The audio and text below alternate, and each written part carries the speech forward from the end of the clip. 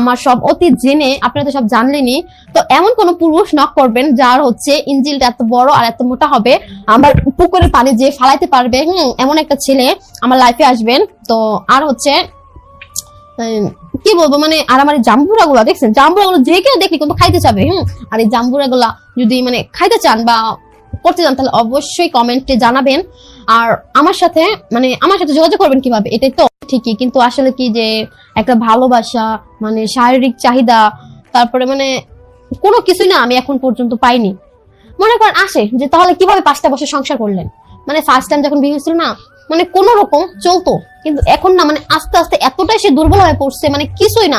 মনে করেন সে আমার সাথে শুতে যায়, শুতে গেলে বলে কি আমার না শেষ, আমি আর পারবো না কিছু, মানে করার আগে সে সব কথা বলে। তো মনে করেন করতে করতে মানে অনেক চিকিৎসা করেছি, অনেক ডাক্তার দেখাইছি, অনেক কবিরাজ দেখাইছি, কোনো কিছুতেই কাজ হয় নাই। কিন্তু দেখেন আমার এই যে টসটসে ডালিম গুলা কোনো পুরুষ দেখে কি ঠিক থাকতে পারে আপনারাই বলেন? আর সে আজ পর্যন্ত আমার এই ডালিমটাই খেয়ে দেখলো না যে স্বাদটা কিরকম। আর হচ্ছে আমার 5 বছরের মধ্যে আজ পর্যন্ত সে আমার পুকুরের পানিটা ফেলাইতে পারে নাই। তাহলে একটা মেয়ে কি চায় বলেন? একটা মানে মা বাবা কিন্তু সবই দিতে পারে, আমাদের হচ্ছে খাবার, টাকা পয়সা সবই কিন্তু চালাতে পারে মা বাবা, কিন্তু মা বাবা একটা জিনিস দিতে পারে না, সেটা হচ্ছে শারীরিক চাহিদাটা, স্বামীর ভালোবাসাটা, এটা কিন্তু মা বাবা দিতে পারে না। তার জন্যই কিন্তু আমাদের বিয়ে দেওয়া। তো সব যদি মানে এটা যদি দিতে পারতো তাহলে হয়তো আমাদের বিয়ে দিত না, তারা বাড়িতেই রাখতো। তো এটা দিতে পারবে না বিধায় কিন্তু আজকে আমাদের অন্যের ঘরে আসা। আর আপনারা যদি আমাদের সেই জিনিসটা না দেন, সেই চাহিদাটা পূর্ণ করতে না পারেন, তাহলে আর কি টাকা পয়সাতে কি হয় আপনারাই বলেন?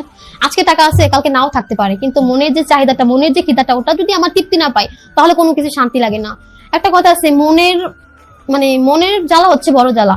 তো মনের মধ্যে যদি শান্তি না থাকে না, তাহলে কোনো কিছুই ভালো লাগে না, কোনো কিছুই শান্তি লাগে না।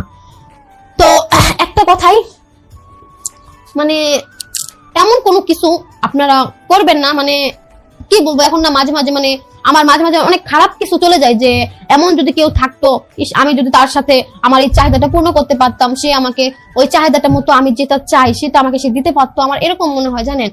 তো ওরকমটা না আমি আমার স্বামীর থেকে একবারই পাই নাই। তো মানে এরকম করতে করতে দেখেন 5টা বছর অনেক সহ্য করছি, বলেন আপনারাই বলেন। এখনের দিনে মেয়েরা কি সহ্য করবে না, কিন্তু আমি চেষ্টা করছি যে দেখি সে ঠিক হয় কিনা, কিন্তু আমি ব্যর্থ যে সে আজ পর্যন্ত ঠিক হয় নাই। তো তাই আমি তাকে ডিভোর্স দিয়ে দিছি, আজ থেকে 2 মাস হয়েছে তাকে ডিভোর্স দিয়ে দিছি। তো একটা কথাই, তো আমাকে যদি কারো ভালো লেগে থাকে, আমার সব অতীত জেনে আপনারা তো সব জানলেনই, তো এমন কোন পুরুষ নক করবেন যার হচ্ছে ইঞ্জিলটা এত বড় আর এত মোটা হবে, আমার পুকুরের পানি যে ফালাইতে পারবে, এমন একটা ছেলে আমার লাইফে আসবেন। তো আর হচ্ছে কি বলবো, মানে আর আমার জাম্বুরা গুলা দেখছেন, জাম্বুরা গুলো যে কেউ দেখলি কিন্তু খাইতে চাবে। আর এই জাম্বুরা গুলা যদি মানে খাইতে চান বা করতে চান তাহলে অবশ্যই কমেন্টে জানাবেন। আর আমার সাথে যোগাযোগ করবেন কিভাবে, এটাই তো। আমার সাথে যোগাযোগ করতে হলে হচ্ছে মানে মেসেঞ্জারে কি বলতেছি, মানে আপনারা কিছু মনে করবেন না, আসলে আমি কখনো এরকম ক্যামেরার সামনে কখনো কিছু বলি নাই, তো তাই আর কি ওরকম সাজে গুছিয়ে হয়তো কথা বলতে পারতেছি না। তো শেয়ার অপশন 3বার ক্লিক করবেন, 3বারে ক্লিক করার পরে আমার হোয়াটসঅ্যাপ ইমো নাম্বার চলে আসবে, সেখানে কল করলে আমার সাথে কথা বলতে পারবেন। আর আশা করি যে আমিও এই জায়গায় এসে ভাইয়াদের সাহায্যে হয়তো আমিও একটা মনের মানুষ পাবো। আমি অনেক শুনছি যে ভাইয়াদের এই প্রোগ্রামে এসে অনেকেই একটা সুন্দর লাইফ পাইছে, অনেকেই হচ্ছে তার সংসার হয়েছে, মনের মানে যেটা চাইছে সে হয়তো এই জায়গা থেকে পূর্ণ করতে পারছে। সেই আশায় কিন্তু আমি আজকে এই জায়গায় আসছি। তো আমিও আশা রাখি হয়তো আমিও অতি শীঘ্রই আমিও একটা মনের মানুষ পাবো, আমার ইচ্ছাটাও পূর্ণ হবে। আর সবাইকে একটা কথাই বলবো, আপনারা দেখে শুনে বিয়ে দিবেন, কারণ বিয়ে কিন্তু বারবার হয় না, বিয়ে কিন্তু একবারই হয়। আজকে যদি আমাকে দেখে শুনে বিয়ে দিত তাহলে হয়তো দেখেন আমার লাইফটা এরকম হতো না। আর মানে এরকম কিন্তু পরে যাই। আসসালামু আলাইকুম ওয়া রাহমাতুল্লাহি ওয়া বারাকাতুহু। প্রিয় দর্শক, এতক্ষণ যে আপনারা আলোচনাটা শুনতে পেলেন, একটা জীবনের গল্প শুনতে পেলেন, এই সব জীবনের গল্পগুলা সোশ্যাল মিডিয়ায় ফাঁস করে দিয়ে বর্তমান যুব সমাজকে ধ্বংস করে দিচ্ছে। এই নিয়ে আপনাদের কি মন্তব্য অবশ্যই কমেন্ট জানাবেন। এখন আপনাদেরকে একটা বাস্তব জীবনের গল্প শোনাবো RJ কিবরিয়া ভাই টকশো থেকে। চলুন প্রিয় দর্শক, না টেনে সম্পূর্ণ এই মেয়েটা কি বলে সম্পূর্ণ তথ্যটা শুনবো, তারপর বিস্তারিত আলোচনা করবো। আমার নাম ডালিয়া। বয়স কত এখন? বয়স আমার 88-তে জন্ম হয়েছে, খাটের উপরে বর্ষাকালে। ওকে, ঠিক আছে। ওকে, সো আপনি ওইভাবে আপনার হিসাব যাদের করার তারা করে নেবে। আচ্ছা, তো আমরা শুরু করি। আপনি একটু বলেন আপনার জন্ম জেলা কোনটা? আমার জন্ম জেলা ফরিদপুর। ফরিদপুরে। বর্তমানে থাকছেন ঢাকাতে নাকি? থানা শিবচর, জেলা মাদারীপুর। আচ্ছা, ইন্টারনেট লাগবে না আমার। আপনি বর্তমানে থাকছেন কোথায়? বর্তমান থাকছি জায়গাটার নাম বলতে চাচ্ছেন, ঢাকাতে থাকছেন? হ্যাঁ, ঢাকাতে থাকছেন। ঠিক আছে।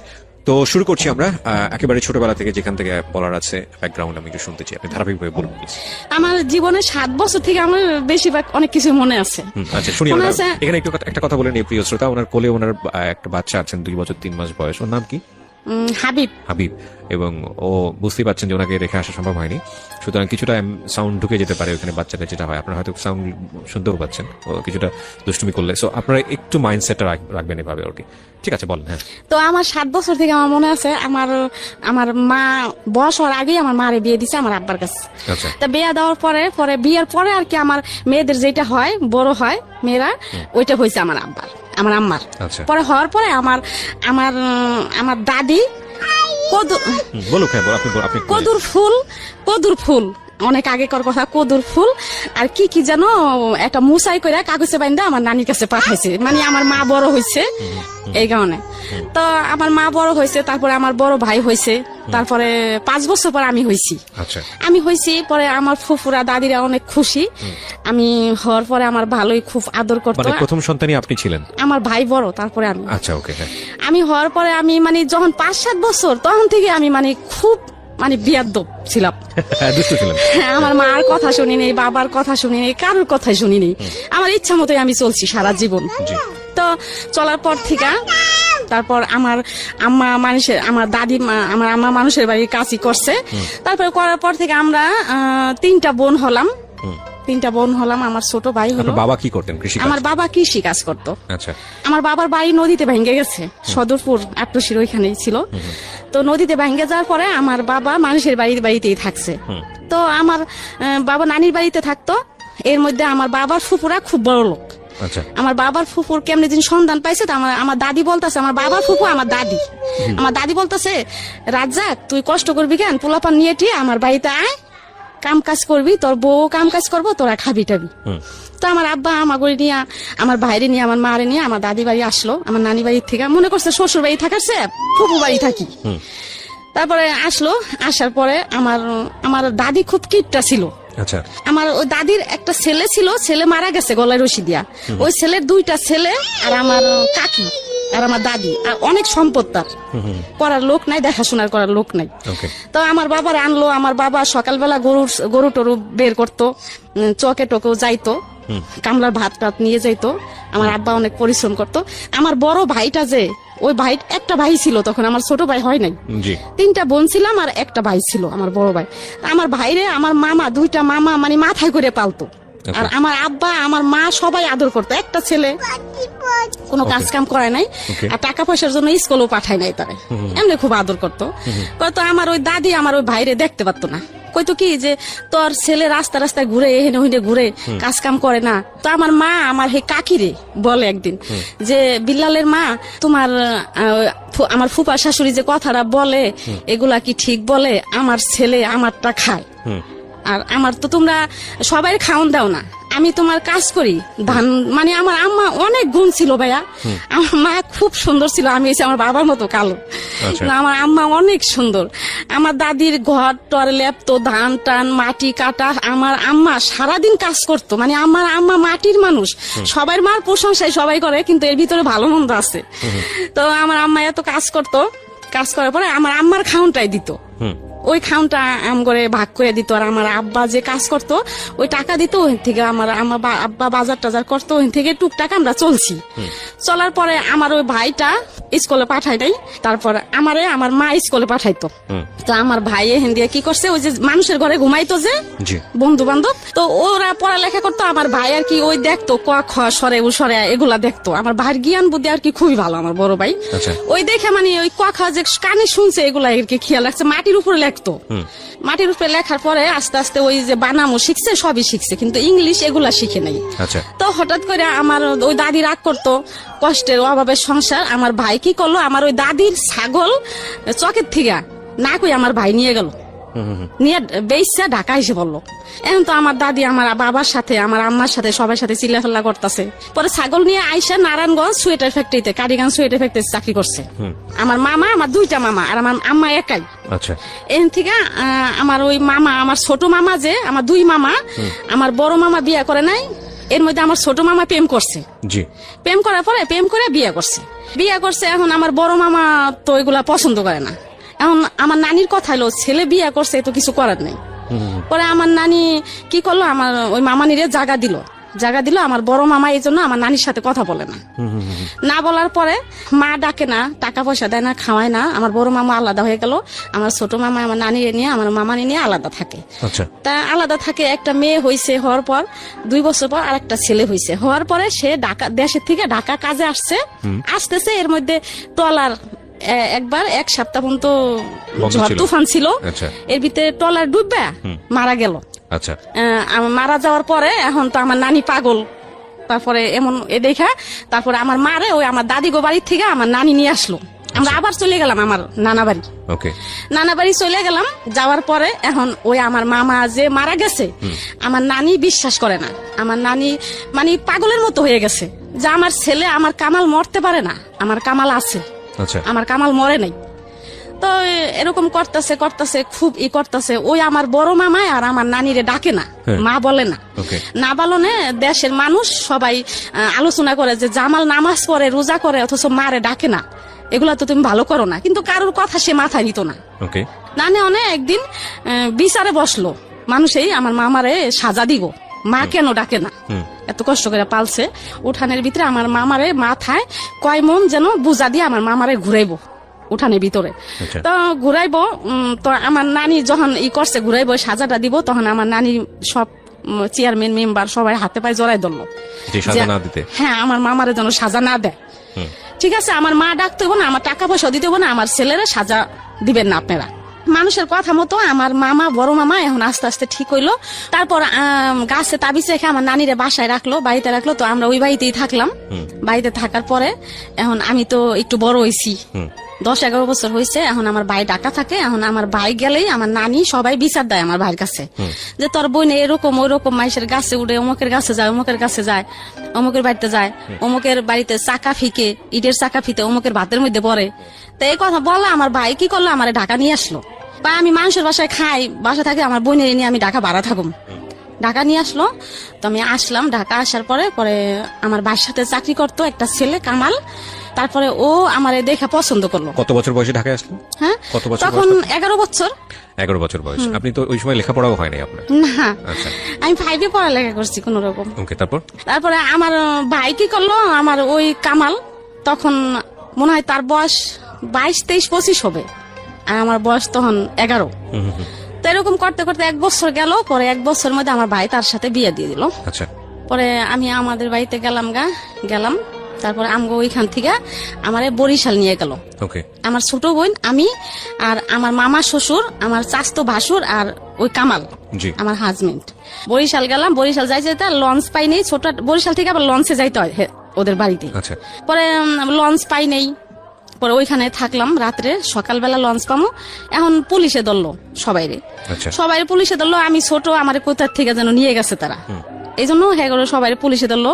ওই কামালরে পুলিশে ধরলো। ধরার পরে অনেক হইলো, গ্যাঞ্জাম হইলো। হওয়ার পরে আমার ছোট বোনের কাছে নিয়ে আলাদা জিজ্ঞেস করলো যে কি ব্যাপার, তুমি করে কই থেকে আনছে, কি আশায় বিষয়। পরে আমার ছোট বোন কইলো না, আমার বোনেরে বিয়ে দিছে, আমরা বিয়ে দিছি, এই জন্য তারা আনছে।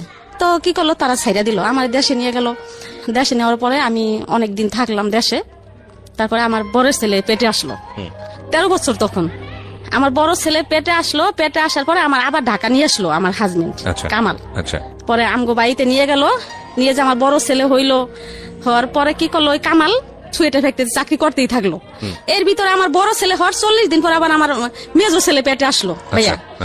তখন মানে আমার এরকম বুদ্ধি ছিল না, আর আমার ওই স্বামী বলে নাই এই বা এই, আমার কিছু বলে নাই, প্ল্যানিং বলতে যেটা বোঝায় আর কি। হ্যাঁ, আমি কিছু বলে নাই। আমি 40 দিন পর আবার আমার মেজো ছেলে পেটে আসলো। এখন তো আমার অবস্থা খারাপ। আপনার বয়স তখন কত? 14 বছর। 14 বছর বয়স, একটা বাচ্চা আছে অলরেডি? 14 বছর হয় নাই। পরে আমার কি করলো, আবার বরিশাল নিয়ে গেল। মধ্যে আমার মেজো ছেলে হইলো। এর মধ্যে আমার ভাসুরের আবার বিয়ে করাই নাই। আমার ভাসুরের বিয়ে করাইছে, বউ সুন্দরী, আবার টাকা পয়সাও আনছে। আর ও কামাল, আমার হাজবেন্ডের নাম কামাল। ও তো বিয়ে করছে, টাকা পয়সাও নেয় নাই, আবার বউ সুন্দর না। এই আবার ও মানে আলোচনা শুরু করলো বাড়ির ভিতরে। আপনাকে নিয়ে আলোচনা? হ্যাঁ, আমার শ্বশুর শাশুড়ি সবাই এই আলোচনা করলো। এর মধ্যে আর কি এখন মানে সংসারে অশান্তি ফিরা।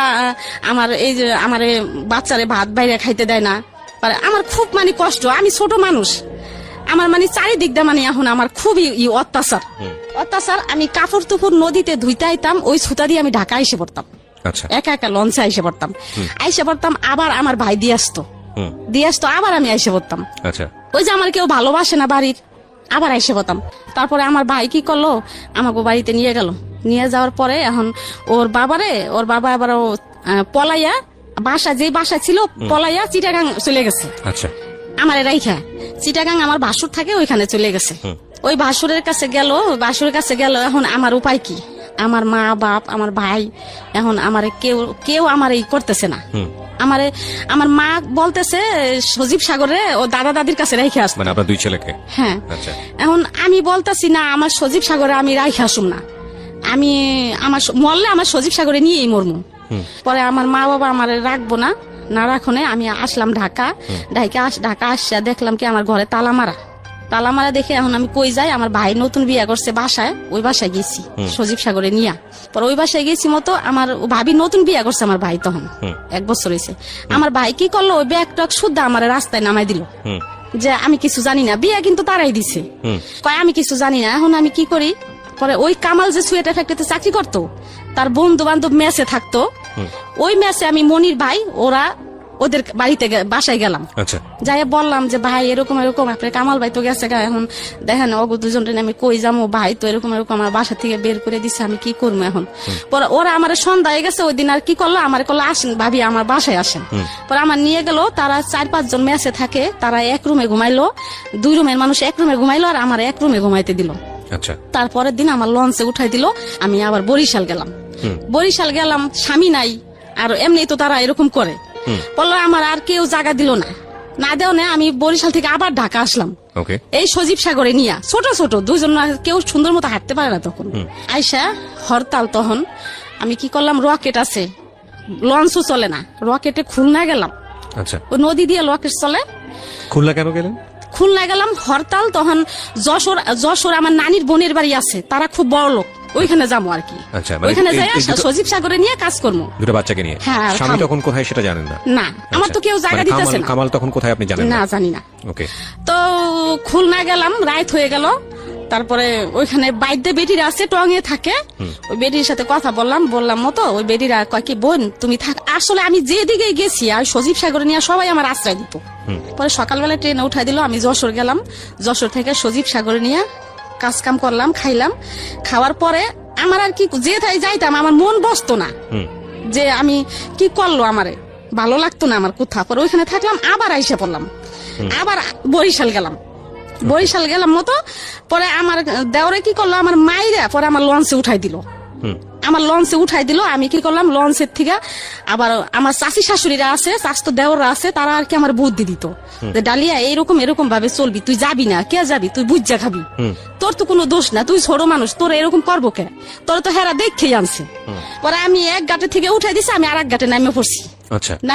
নামে বাইরে চেয়ারম্যান আছে মহিলা, ওদের বাড়িতে গেছি মতো, ওই মহিলা আমারে নিয়ে গেছে বরিশাল কোর্টে, আচ্ছা আমারে দিয়ে মামলা করাই। এখন কেমনে জিন হেরা জানছে যে ডালিয়া তো লঞ্চে ঢাকা যায় নাই, নাইমে গেছে। এখন যাই না তো হেরা পাগল হয়ে গেছে। তারপরে তখন ওই কামালে পাগলা করতো, ওই যে ট্রাকে হেল্পারি করতো। আচ্ছা, ওই চিটাগাং থেকে আবার পাগলা তার বোনের বাড়ি, আমার ননাসের বাড়ি আছে, বাসা আছে, ওইখানে আসছে। তাই ওর আব্বুরে লোকে দিয়া ফোন দিল যে এরকম এখন বুড়া কালে কি আমরা জেল খাটবো তোর লিগা, তোর বউ এরকম কোর্টে গেছে, মামলা করবো, এখন তোর বউ তুই বিয়া করছো, যেমনি হোক তোর বউ নিয়ে যা। পরে কামাল কি করলো, দেশে যাই আমার নিয়ে আসলো। আচ্ছা, পাগলা নিয়ে আসলো। আমার নন্দেরা উপরে ঘর ভাড়া থাকে, আমার নিচে মাটি ভিজা ময়লা, ওর ভিতরে একটা ছনের একটা ঘরে আমার ভাড়া দিল। ভাড়া দিল, মাটিতে ঘুমাই সজীব সাগরে নিয়া। ও চিটাগাং এখানে ওখানে যায়, হেল্পারি করে, 4-5 দিন পর আসে। তাই আমার বাজারের টাকা দিয়ে যেত না, কোন রকম আর কি দিয়ে যেত। তা ও একদিন টাকা না দিয়ে জায়গা, পরে আমি সজীব রে কই কি তোর আব্বুর লগে যাই টাকা নিয়ে বাজার আনতে ক, দিয়ে যাইতে ক। কইলাম দেখে আমার ঘরের ভিতরে নিয়ে ভাইয়া আমার অনেক মারলো। তখন আমার সাহায্য ছেলেটা পেটে আমার অনেক মারলো, মাইরে আমি বেহুশ হয়ে গেলাম। বেশ হয়ে গেলাম ওই পর্যন্তই আমি জানি। তারপরে যখন আমি হুশ হইলাম তখন পাশের ঘরে সোনির মা ছিল। সোনির মারে বললাম কি যে ভাবি আমি নিচে শোয়াকে কি তোরে যে মাইরে টেরে গেল তুই জানোস না। পরে এই ওইলাম সজাগ হইলাম। হওয়ার পরে আবার সন্ধ্যার সময় দেখি কি হে কামালে আমার জন্য ওষুধ পাঠাইছে। ওই সজল ছেলে আমার সজীব সাগরের পর সজল পেটে আসছে, ওই সজল নষ্ট করার জন্য ওষুধ পাঠাইছে, 2টা সিরাপ পাঠাইছে। এটা আপনাকে জানাইও না, দুলাল একটা নাম, একটা লোকের নাম দুলাল, ওই দুলালের কাছে। আচ্ছা, পরে পাঠাইছে। এখন আমি অনেক খুশি হয়েছি ভাইয়া ওষুধ 2টা দেখা। আমি মনে করছি আমার মারছে এই জন্য বুঝে আমার ওষুধ 2টা কিনে দিছে। খুশি হয়েছি। এখন একজনের কাছে নিয়ে গেছি, কয় কি ভাবি এগুলা তো ওই যে বাচ্চা নষ্ট করার ওষুধ। পরে তারপর আমি খাইছি ভাইয়া, কি লিগা খাইছি যে আমার বাচ্চা তো দরকার নাই। আচ্ছা, এত কষ্ট আমি কেন বাচ্চা নিব, আর আমি কেমন যেন ছিলাম ভাই, আমি বুঝি নাই এগুলা। আচ্ছা ঠিক আছে। আমার ওই সজলটা আমি ওষুধ খাইছি, তারপর আমার সজলটা নষ্ট হয় নাই। না হওয়ার পরে এমনি আস্তে আস্তে আস্তে আস্তে আমার সজলটা কি করলো হইলো। তখন ওর আব্বু আর কি আস্তে আস্তে একটু ভালো হইতাছে। এখন আর কি ওই ট্রাকে যায় না, ডিউটিতে যায় না, এখন আর কি রিক্সা নিছে। পাগলার থেকে যাত্রাবাড়ি আসতো রিক্সা চালাইতে। তার ওই দুলাল ভাই ওরা সবাই রিক্সা চালাইতে আসছে। পরে একদিন ওই রিক্সা কি করছে, এক লোকের রিক্সা উঠছে চোর।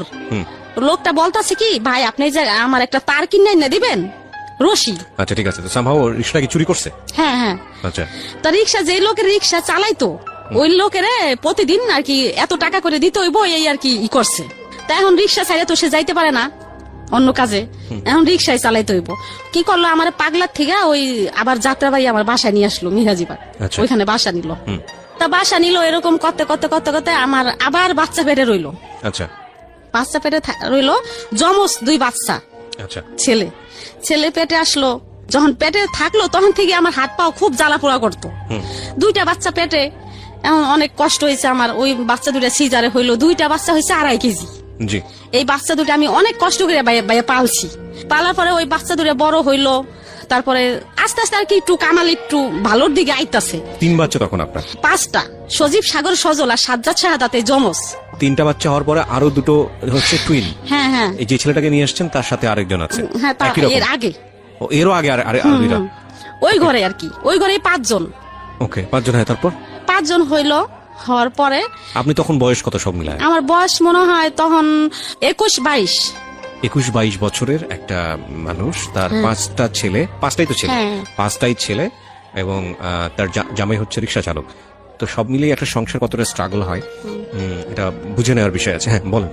তারপর এই কামাল কি করতো, 5টা সন্তান যেহেতু আমার তো কাজ করতে হবে নাকি, তো সে কাজ না করে কি করতো ভাইয়া, সকালে বসতো জুয়া খেলতে, আর রাত্রে হয়তো কারোর কাছ থেকে 1 কেজি চাল বা ডাল, ডিম এগুলা নিয়ে আসতো। এগুলো আনতো, তারপর আমি রান্না করে খাওয়াইতাম। মানে আমার স্বামীর আমি ভালোবাসতাম, সেও আমার ভালোবাসতো। সে আমার যত যাই করছে আমি কিন্তু তারে ছাইরা যাইনি। তো যাই হোক, সাজ্জাদ শাহাদাতের যখন 3 বছর বয়স, তখন আমি বলতাছি কি যে আমি বিদেশ যামুগা, আমার ভালো লাগে না এত কষ্ট। মানে তখন আস্তে আস্তে লাগে যে আমি বড় হইতেছি ভাইয়া। তখন আমি কই আমি বিদেশ যামুগা, কামাল রে বললাম আমি থাকুম না বাংলাদেশে, আমি বিদেশ যাই টাকা পয়সা কামাই করুম, আমিও ভালো থাকুম, আমার সন্তানেরাও ভালো থাকবো। তো ভাইয়া আমি কি করলাম, বিদেশ গেলাম গা, লেবানন। যেদিনকে গেলাম ভালোই গেলাম, 5 বাইরে ঘুমলয় থুয়ে গেলাম। যাওয়ার সময় অনেক কান্নাকাটি করছি। লেবানন চলে গেলেন এই ছেলে মেয়েগুলো সবগুলোকে রেখে? কোথায় রাখলেন? কামালের কাছে রেখা। পরে লেবানন কি আসলে খুব প্রয়োজন ছিল? প্রয়োজন ছিল না, কিন্তু ওই যে কামালে খাওয়াই নাই, কাপড় চোপড় দেয় নাই, জুয়া টুয়া খেলতো, বাচ্চা কাছে নিয়ে আমার খুব কষ্ট হতো। ওই কামালের কাছে আপনি যখন রেখে গেলেন, আপনার বড় বাচ্চাটার বয়স কত? বয়স মনে হয় তখন 6 বছর। আর ছোটটার? ছোট 6 বছর, 3 বছর, 4 বছর এরকমই। হ্যাঁ, তো বাচ্চা করে রেখে চলে গেলাম। যাওয়ার পরে কি করলাম, যেদিন গেলাম গেছি ভালোই ভাইয়া, কিন্তু যাওয়ার পরে আমার চোখে ভাসে আমার বাচ্চা গো। যে আপনি লেবাননে নামার পরে কি করেছেন ওখানে, আমাকে বিস্তারিত। লেবানন প্লেন থেকে যখন নামলাম, কত টাকা লেগেছে আপনার লেবাননে? লেবানন গেছি, টাকা লাগে নাই আমার। কোনো টাকা লাগেনি? টাকা ছাড়াই নিয়ে গেছে? পাসপোর্ট করতে খালি টাকা লাগছিল। কাজ কি ছিল ওখানে? কি বাসায় কাজ করতে হবে? হ্যাঁ, বাসায় কাজ করছি। আচ্ছা, তারপর? তো ওইখানে প্লেন থেকে নামলাম। নামার পরে আমার ওই সাহেব আসলো, একটা ছেলে নিয়ে, তারই ছেলে নিয়ে আসলো, আনলো মতো আমার প্রাইভেট কাটে গাড়িতে উঠাইলো, উঠাইয়া আমার বাসায় নিয়ে গেল। বাসায় নেওয়ার পরে দেখি কি 8-10টা বাচ্চা কাচ্চা ভাইয়া, একদম ওই ইন্দোরের বাচ্চার মতো ছোট ছোট ছোট ছোট, কি করলাম, আমার ওই বাসায় গেলাম তো ম্যাডামে কি করলো, আমার গোসলখানায় নিয়ে গেল। আমি এমনি পরিষ্কার গোসলখানায় নিয়ে যাই, আমার কি করলো, কি একটা মেডিসিন দিয়ে আমার গোসল করাইলো যাতে মাথায় উকুন না থাকে। আচ্ছা, ওই প্রথম দিনই? হ্যাঁ, ওই দিনে ওই দেশের মানুষ উকুন পছন্দ করে না। তা আমার গোসল টোসল করাইলো, আমার গোসল টোসল করাই আমার বসতে দিল। বসার পরে লাগে যিনি আমার বাংলাদেশের কথা মনে পড়লো, আমার ছেলে মেয়ের কথা আমার মনে পড়লো। আমার মনে হইতেছে যে আমি এখনই জায়গা, আমার আর ভালো লাগতেছে না। আমার যদি 6 মাসের রাস্তা হইতো ভাই আমি পলাইয়া আইসে পড়তাম, কিন্তু হাঁটার রাস্তা তো না, আসার মতো কোনো যাওয়ার পর আপনার খুব খারাপ লাগছে? যাওয়ার পর আমার চোখে ভাসতেছে যে সজীব সাগর, ওরা ওগো চেহারা, ওরা আমার জন্য কানবো, সাজা সাজারে ঘুমলয় থুয়ে এলাম, এখন ওরা কেয়ারে মা ডাকবো। এখানে একটা বিষয় একটু ইন্টারাপ্ট করছি প্রিয় শ্রোতা, যারা শুনছেন সিক্রেটস তাদের সবাইকে বলছি, আমরা সবসময় বলে থাকি জীবন গল্প এবং সিক্রেটস অনুষ্ঠানটি সব শ্রেণীর মানুষের জন্য। আজকে যে ভদ্রমহিলার জীবনের সিক্রেটস এখানে রিভিল হচ্ছে, একেবারেই আমাদের প্রান্তিক পর্যায়ের একজন মানুষ, এবং সবচাইতে যদি আমি নাম্বার দিয়ে যদি কাউন্ট করি তাহলে আমি বলবো যে সবচাইতে সংখ্যাগরিষ্ঠ মানুষদের মধ্যে তারা। এবং এদের যে জীবন বোধ বা এদের যে জীবন আচরণ, অর্থনীতির সাথে যে ফাইট বা এদের জীবনের যে সংগ্রাম, সেখানেও কখনো কখনো ভুল হয়ে যায়। এই ভুলগুলো থেকেও আমাদের শেখার আছে। আমি চাইবো আপনারা শেষ পর্যন্ত মনোযোগ দিয়ে শুনবেন। এটা শুধুই একজন কিশোরীর জীবন যুদ্ধের গল্প না, এটা একজন কিশোরীর ভুল করার গল্প, অপরাধের গল্প, এবং সবশেষে নিজেকে রিয়েলাইজ করার গল্প। এবং আশা করছি এখান থেকে আপনারা কিছু না কিছু শিখতে পারবেন। জি, তো লেবাননে যাওয়ার পরে আপনার মনে হচ্ছিল যে ছেলেদেরকে আপনি খুব মিস করছেন? তখন আমি মনে হইতাছে যে আমি যদি হাঁটার জায়গা হইতো তাহলে আমি রওনা দিতাম। 6 মাস যদি লাগতো হাঁটতে, তা আমি 6 মাস ধরে পরে যদি আমার ছেলে মেয়ে দেখতে পারতাম হাঁটতে হাঁটতে যাইয়া, তারপর আমি হাঁটা শুরু করতাম। আচ্ছা, তো কি করলাম, ওইখান থেকে তো আর আসা যাবে না। তো আমার রাত্রে আর কাটলো না, রাত্রে এরকম বইসেই রইলাম বারিন্দায়। তো সবাই তো ঘুমাইতেছে, সকালবেলা ভোরে উঠছি, উঠে আমি পাগলের মতো করতেছি। সাহেব ম্যাডামরে ডাকতেছি, ম্যাডামরা তো তখন ঘুমাইবো, আমি ভোর 6টা বাজে যে ডাকা শুরু করছি যে আমারে দিয়ে আসেন, আমি থাকুম না। তারা তো আমার ভাষা বুঝে না। আমারে ডাল, চাল, আলু, ডিম, আমি যা যা পছন্দ বাংলাদেশের মেয়েরা খায়, ওই দালালে বলে দিছে যে এগুলো আইনে দিবেন, তাহলে থাকবো, মেয়ে খাইবো।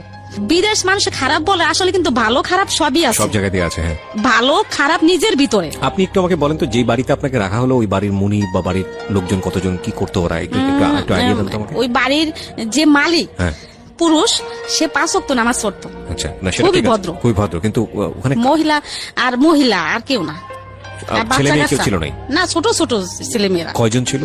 প্রায় 7-8 জন। আচ্ছা, বাড়ির সম্পর্কে যদি একটু বলেন, কত বড় বাড়ির সম্পর্ক? খুব বড়, মানে 8-10টা রুম।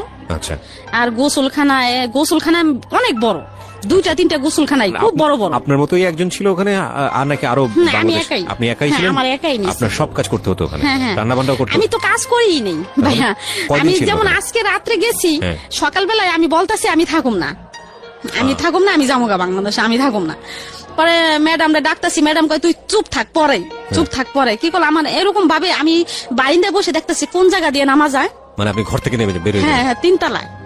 কোন জায়গা দিয়ে নামার, মানে আমি নামার চেষ্টা করতেছি, মানে কোন হান দিয়ে পাইপ বাইয়ে নামমু, বা কোন জায়গা দিয়ে ছেঁচড়াইতে নামমু, কোন বারিন্দা দিয়ে, মানে এরকম মানে করতেছি, চিন্তা ভাবনা করতেছি। আমার আর ভালো লাগতেছে না, আমি আইসে বলবো। আমি শুনছি নাকি যে পুলিশে ধরা দিলে জেল খাইতে তারপর বাংলাদেশে আসা যায়। আচ্ছা, মানে পুলিশের কাছে যাবেন? হ্যাঁ, পুলিশের কাছে যাই, তারপরে আমি বাংলাদেশে, আমি ছেলে মেয়ের কাছে যাবো। আমি বাংলাদেশে যাই, আমার ছেলে মেয়ে নিয়ে না খেয়ে থাকুম, তারপর আমি বিদেশ থাকুম না। আমার বাচ্চা কাচ্চার জন্য আমার এত খারাপ লাগতেছে। তারপরে কি করলাম, আমি কান্দাকাটি করার ফলে ওই যেই অফিসে আমার $100 টাকা দিয়া, মানে ওই যে অফিস থেকে আমার কিনে নিছে, ঠিক আছে ভাইয়া, ওই অফিসে তারা নিয়ে গেল। তারপরে দিনে এমনি আমার নিয়ে ওই যে রক্ত কি জানে টেস্টটা নাকি ওগুলা করতো, পরে আমার নিয়ে গেল, ওইখানে নিয়ে গেল, রক্ত নিল। ওখানে বড় বড় উচ্চা সাহেবেরা ভাইয়া, আমি কানতেছি দেখা আমারে মানে মারতে যাইতেছে, যাইসোসকা তুলে বিদেশে। হ্যাঁ গো, কথা হয়েছে এইটা, এত টাকা দিয়ে তোরা এত করে আনছি, আইসোসকা, মানে ঠিকই তো বলতেছে আমার, মানে খুব হুমকি ধুমকি দিতেছে। তারপরে এগুলো বললো পর মতো আমার আবার বাসায় নিয়ে গেল ওই সাহেবে বাসায় নিয়ে যাওয়ার পরে এখন আমার আর ভালো লাগে না। এখন বিকেল হয়েছে, 3-4টা বাজে। এখন ম্যাডাম কি করতেছে, নামাজ পড়তেছে, আর সাহেবে মনে হয় কোথায় গেছে, তার ছেলে নিচে সাইকেল চালাইতে নামছে। এখন আমার কথা হলো কি, আমি বালতিতে পানি নিয়ে তেনা নিছি, বড় একটা তেনা নিছি, যে ঘর পুষতে গেটের সামনে যাবো। আর দরজাগুলা ধাক্কা দিলে কর কর করে উঠে ভাইয়া, দামি বড় বড় দরজা, তাই এরকম করবো, যদি তারা দেখে ফেলে যে আমি বের হইতেছি তাহলে কমো যে না আমি তো বুঝি নাই, আমি ঘর মুছতেছি। আর যদি না দেখে তাই তো আমি পলাম।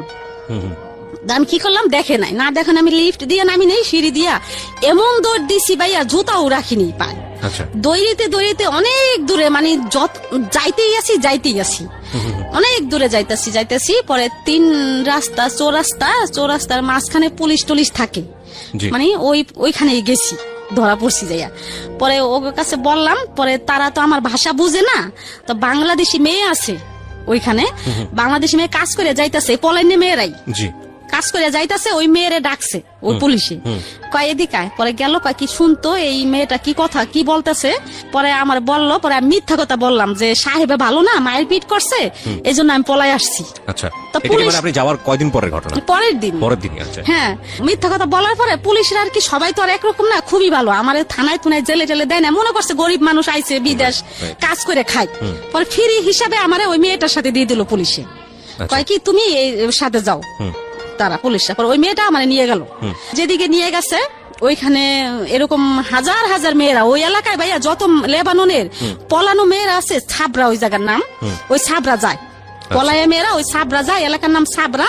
ওইখানে যেমন যায়া, যেমন আমি ছুরিয়ান লোকেরা থাকে, পুরুষেরা থাকে, ওই পুরুষের সাথে কেউ মানে কন্ট্যাক্টে থাকে, ছেলে ওই যেমন একটা পুরুষ থাকলো একটা মহিলা থাকলো একটা রুমে থাকে, যেমন ওই পুরুষ ওই লোকে যেমন মাসে $150, $300, $200 যে যেমন দিয়ে পারে এরকম দেয়। ওই মহিলারা খাওয়া দাওয়া বেতন ওই ওই পুরুষটার কাছেই পায় আর কি, আচ্ছা। ওই ছেলেটার কাছে থেকে নেয় আর কি।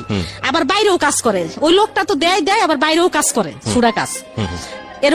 এরকম মহিলারা আছে। আচ্ছা, কিছু মহিলারা আছে ভাইয়া যে ভালো কাজ করতেছে, সৎ কাজ করতেছে, 5 ওয়াক্ত নামাজ পড়তেছে, তারা 70-80 হাজার টাকা 50,000 টাকা এমন ইনকাম করতেছে। কিভাবে? ছুটা কাম, যেতে এই বাসায় 3 ঘন্টা, 1 ঘন্টায় 7 টাকা ভাইয়া, 1 টাকায় 70 টাকা। ওকে, তাই এমন যদি 5-7 ঘন্টা বা 8-10 ঘন্টা করে তাহলে অনেক টাকা না মাসে। এরকম অনেক মেয়েরা এরকমও করে যারা ভালো। আচ্ছা। আর যেই করে এগুলো দেশে পাঠায় দেয়। হ্যাঁ, এখানে কি আপনি যেগুলো কন্ট্যাক্টে থাকার কথা বলছেন, এখানে কি বাংলাদেশি মেয়েরাও আছে এরকম? হ্যাঁ। ওকে, এটা আপনি নিজের চোখে দেখেছেন? হ্যাঁ। আমি কিন্তু এখানে একটা কথা বলি, এটা ওনার বক্তব্য, আমরা রেডিওতে এটাকে স্বতঃসিদ্ধ করছি না, এটা উনি যেটা বলছে সেটাকে বিশ্বাস অবিশ্বাস একান্তই আপনাদের বিষয়। হ্যাঁ, তারপর ওই যে আমি যেখানে গেছি আর কি, মেয়েটা আমার যেখানে নিয়ে গেল, ওইখানে ছাপড়ার কথা বলছেন আপনি? হ্যাঁ, ছাবরার কথা বলতেছি এটা। তা ওই ছাবরা কিছু মহিলারা বহিদেও কাজ করে, কিছু মহিলারা অবহিত কাজ করে। তাই যারা বহিদ কাজ করে তারা তো মাসে 1.5 লাখ 2 লাখ ইনকাম করে, আর যারা ভালো কাজ করে হেরাও 70-80 হাজার 1 লাখ টাকা কাম করে ভাইয়া। 3টা মেয়ের কাছে যে পড়লাম, 3টা মেয়ে, একটা অফিসে চাকরি করে, অফিসে চাটা এগিয়ে দেয়, অফিস ঝাড়ু টাড়ু দেয় এই। আরেকটা মেয়ে কি করে, আরেকটা মেয়ে বয়স 17-18 বছর।